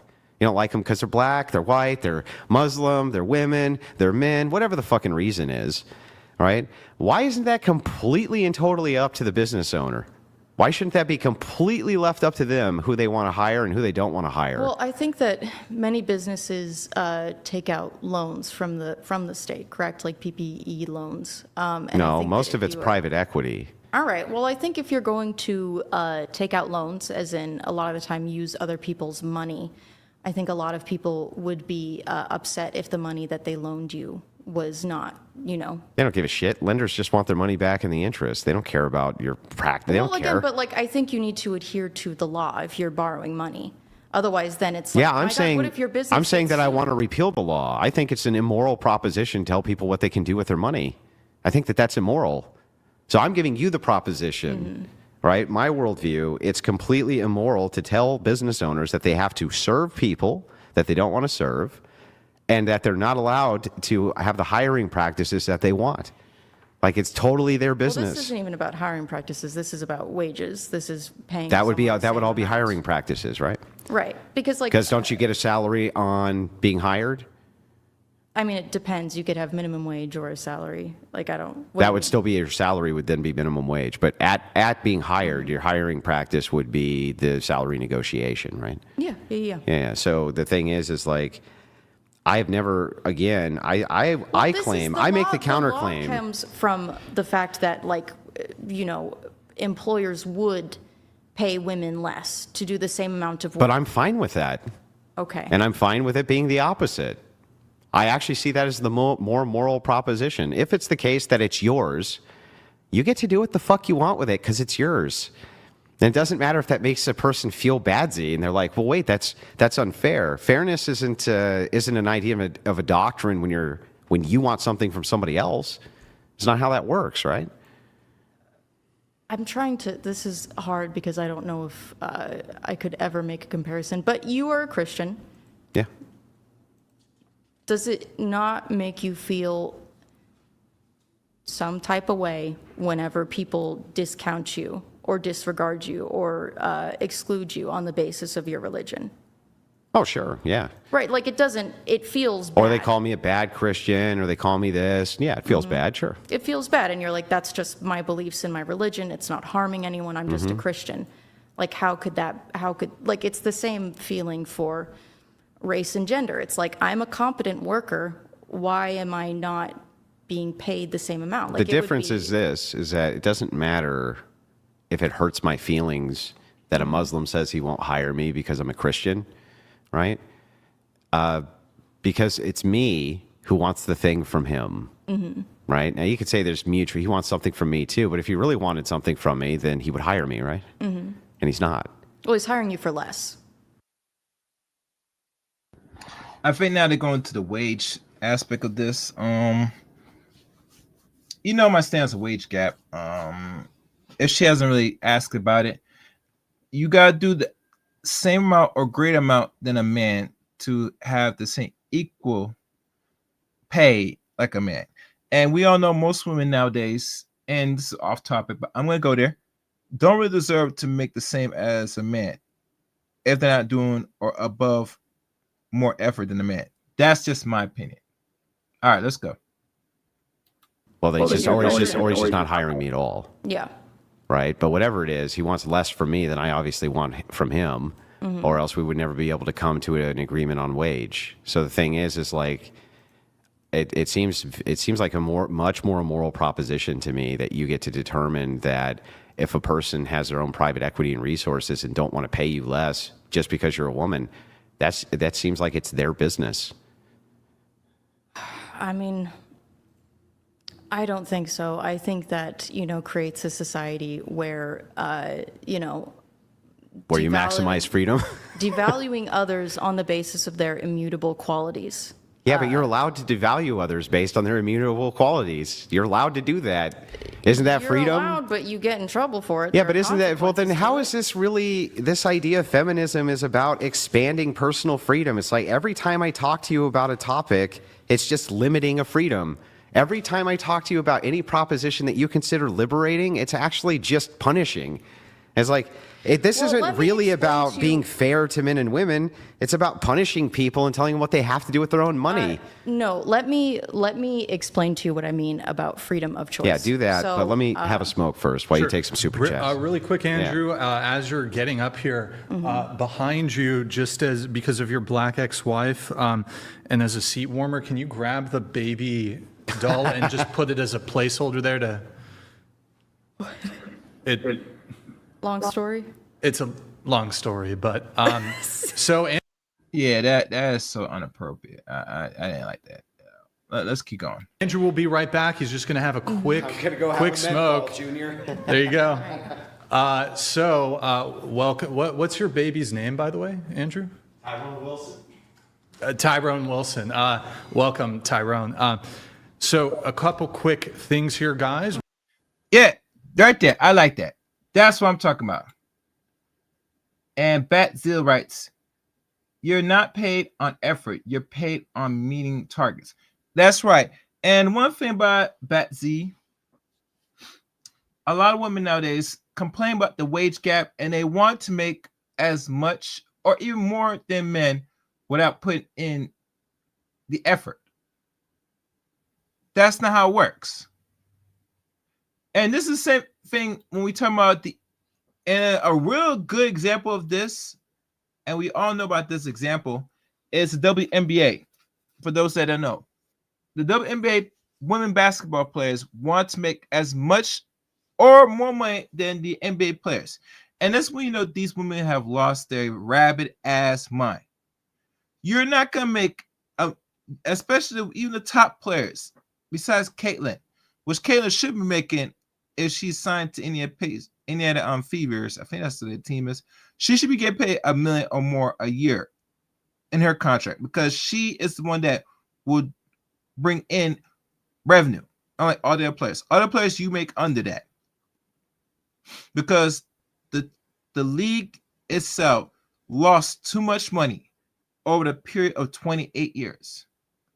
Every year they're losing millions, and we can go as far as close to maybe tens to even 30 millions a year in operation to maintain the WNBA. Can you imagine that? What else you write? Good example in UK soccer too. Oh, UK soccer, I didn't know that either. Okay. Well, yeah, that's even worse. UK soccer, that's worse. And what type of weird racist shit? Yeah, it is weird. Yeah, I know. Let me play more of this. While Andrew takes a little smoke break, if you guys want to get in a Q&A, TTS, it's 99. Oh, matter of fact, let me do this. Let me find this because I want to know as I'm talking to y'all. Make sure you guys hit like button. Let me see how far this is.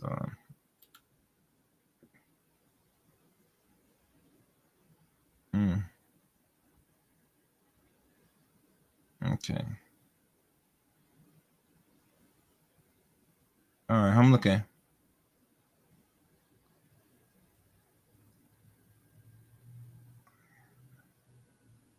Okay.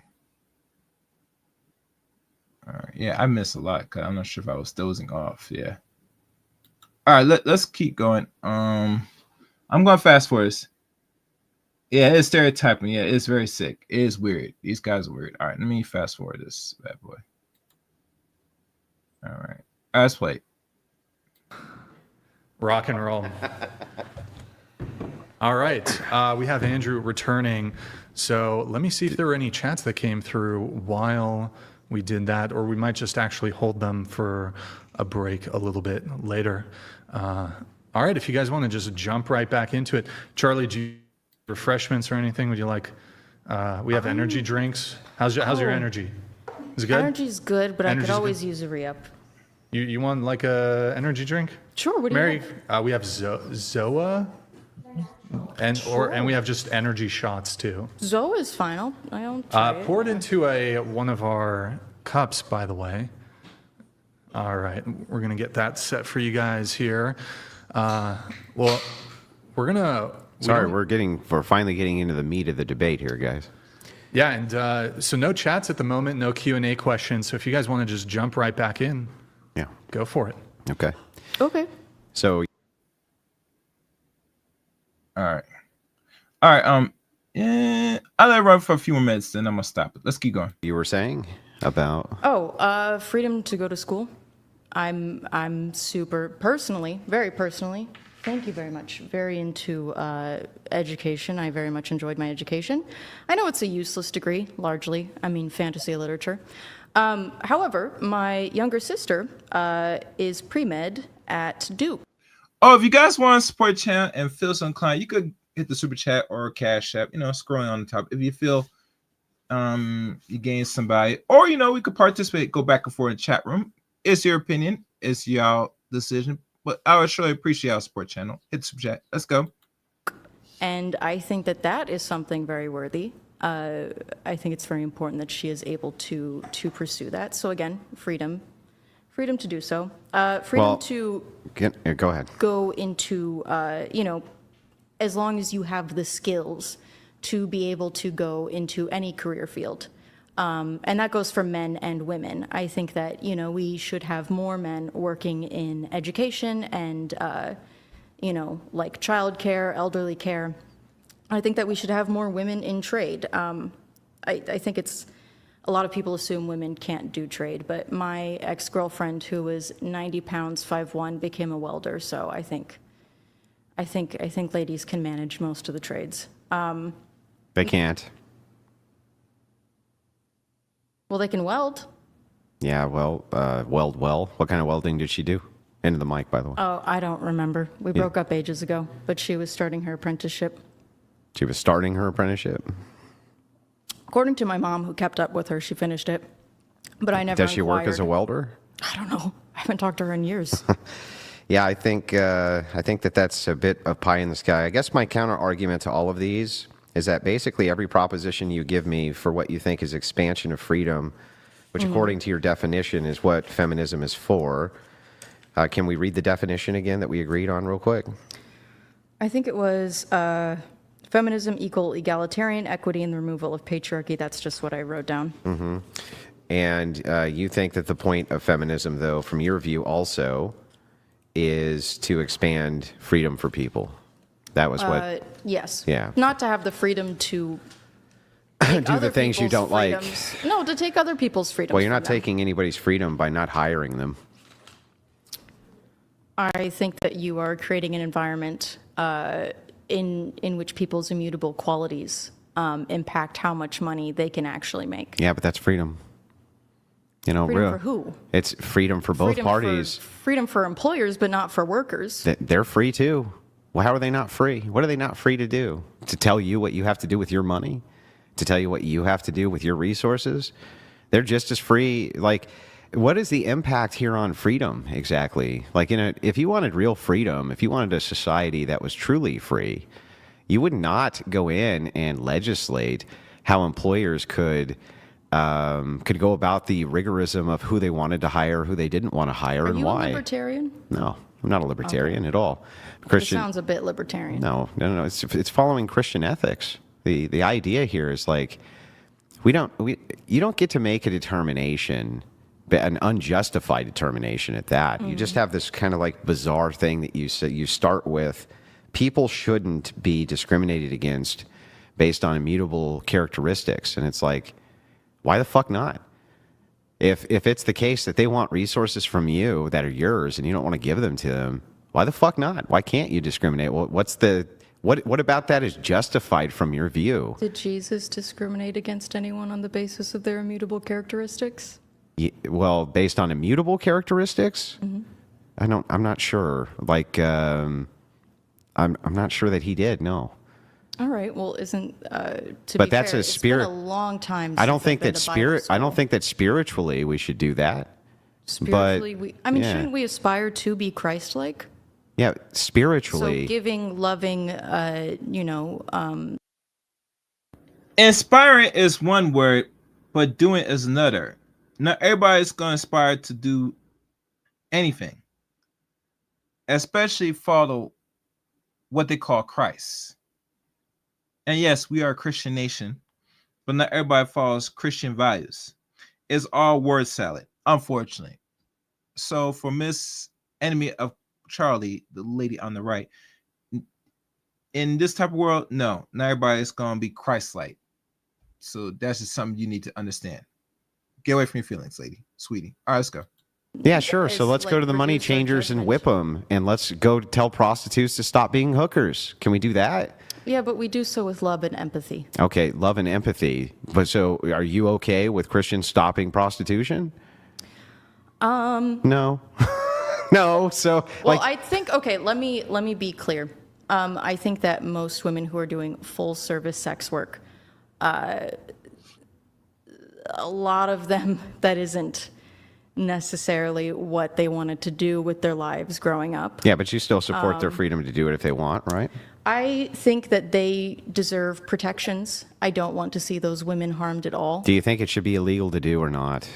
I think it should be decriminalized. So not illegal. Not illegal, but Yeah, decriminalized, because I don't So that's want... the thing, right? Is like you can't pick and choose which Christian ethics you would prefer that I apply and which I don't. And the thing is like here, I'm being remarkably consistent and just bit a bullet for you. I just said, yeah, I do agree, right? Based on immutable characteristics, Jesus Christ didn't discriminate from helping anybody with their spiritual health or anything else. I totally agree that that's true. I think but that when it waiting comes, with loving arms... yeah, but when it comes to how we engage in the world and people's preferences, there's nothing biblical about creating refusals to, or that you have to hire people that you don't want to hire based on whatever it is you don't want to hire them for, or pay them whatever wage they demand you pay them. Were Christians not, oppressed by the Romans? Were the Jews not driven out Sure. of like everywhere they ever tried to live? Yeah, Like was Christians that portrayed positively, or was that? Do you think like? and Christians, when you talk about Christian reforms, the demands were not ever that. Oh, wait a second. Now we get to make a determination on what you do with your resources towards us. Where did Christians take over and then say, you have to treat us to the same exact wage as you do, this people group over here? That just never happened. It wasn't a factual case. And so it's like, It's because Rome was deeply unequal. well, no, just life is deeply unequal. So the course, but I question think that the we question can- just becomes like, where are we getting this grounded ethic that it's okay to tell people what they can do with their stuff? It's theirs. I mean, no one is saying it's just a equal opportunity and trying to not make judgments on someone on the basis of. But I their think it's immutable fine for people to make characteristics. judgments. Of course, like if I am walking down the street at night and I see a large group of rowdy 20-something men, I'm going to be like a little bit like anxious. I'm going to be like, well, they're rowdy young men. That could be potentially dangerous. Is it bad if I do that with black people? Oh, I think that highly depends upon the context. In the same context. I just see a group A of group young, of rowdy young men? yeah, or just All right, I'm gonna stop it here because I think I found the part where this is where I did disagree with Andrew because there's gonna be some falsely in regards to his view about race, and Amy Achar is gonna go down and talk about it, but I can't cover it here and now because I already passed my time and I don't have the strength to really keep up with today's stream. Let me see what this gentleman wrote. Hold on. 1 second. Make sure if it went through. Okay, it went through. All right, so I'll read your comment. Man said, no, you're wrong. Not everyone in this country is a Christian, and that is a position of dishonesty for you to imply such nonsense. The reason why I say America is a Christian nation, Mr. Bond, is this is how it's founded. We're not a country solely of all religions to what we want to believe.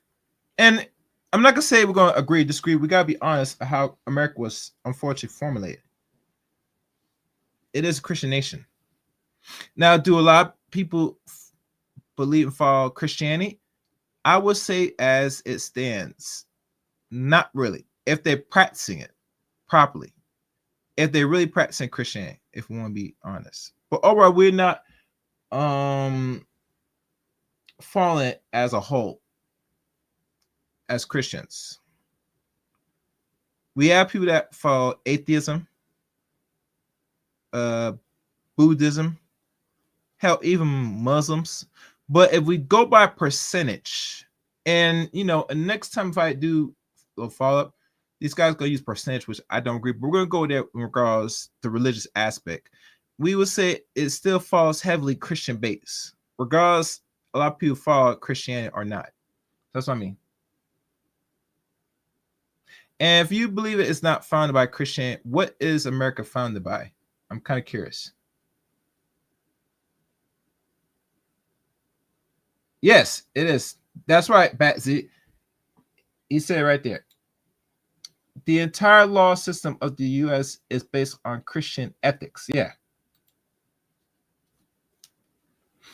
And if you don't believe, if it's not a Christianity, then what is? The individual as sovereign, the equality between values of each individual. I say this as an atheist, but there is no argument here. Yeah. He understands. Betsy understands. Yeah. And you follow me, BZ, that not everybody follows Christianity. Regardless, this is founded and this is a Christian nation, unfortunately. But I understand you perfectly. You said it right there, Batsiel. Not everybody follows these religions. Some people are atheists. And I think atheism right now, as it stands, is growing. I can remember a lot of people are moving away from traditional religions and go straight atheist and stays either in the middle or don't believe none of them at all. And that is fine. There's no right answer of how people should live their lives regardless of their faith or what they believe in a higher being, personally. In my opinion. That's just me. I'm just waiting for a few minutes for any other comments. Yeah, I'm going to do a follow-up for this because there's something said here that I did not like. I'm going to write it down now.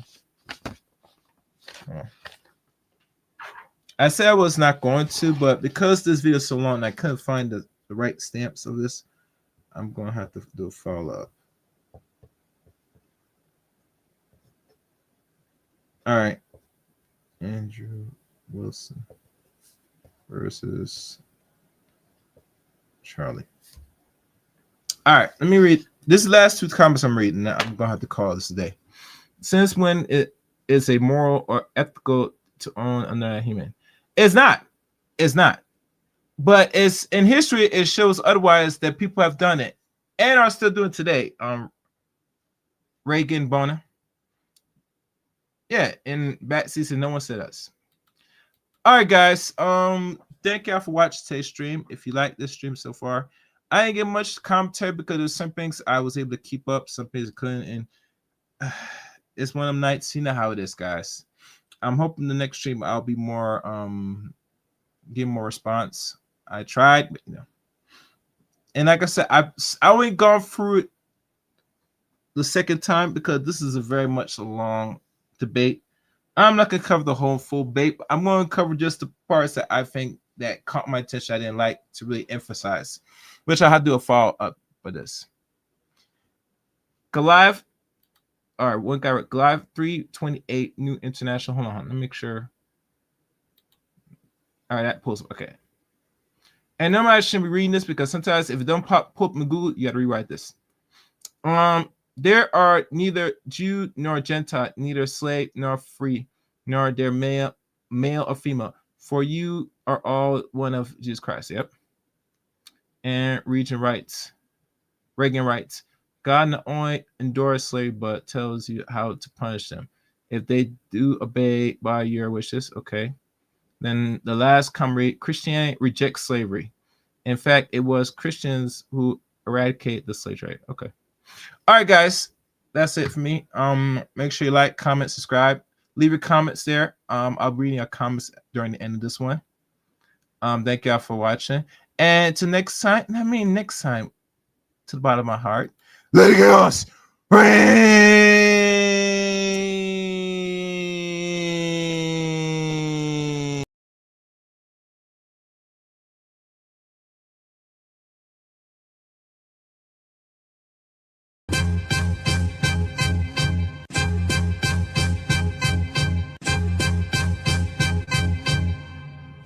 Man, fuck all you hoes.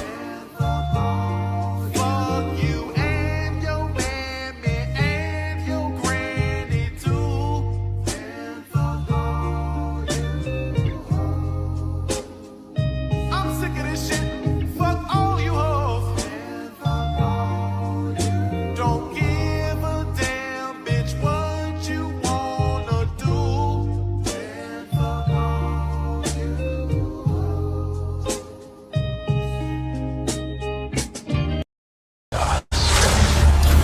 They like the chaos. They like the chaos. So when you're able to Chaos. let that chaos reign with you, Chaos. let that chaos reign with you, Chaos. let that chaos reign with you, Must reign.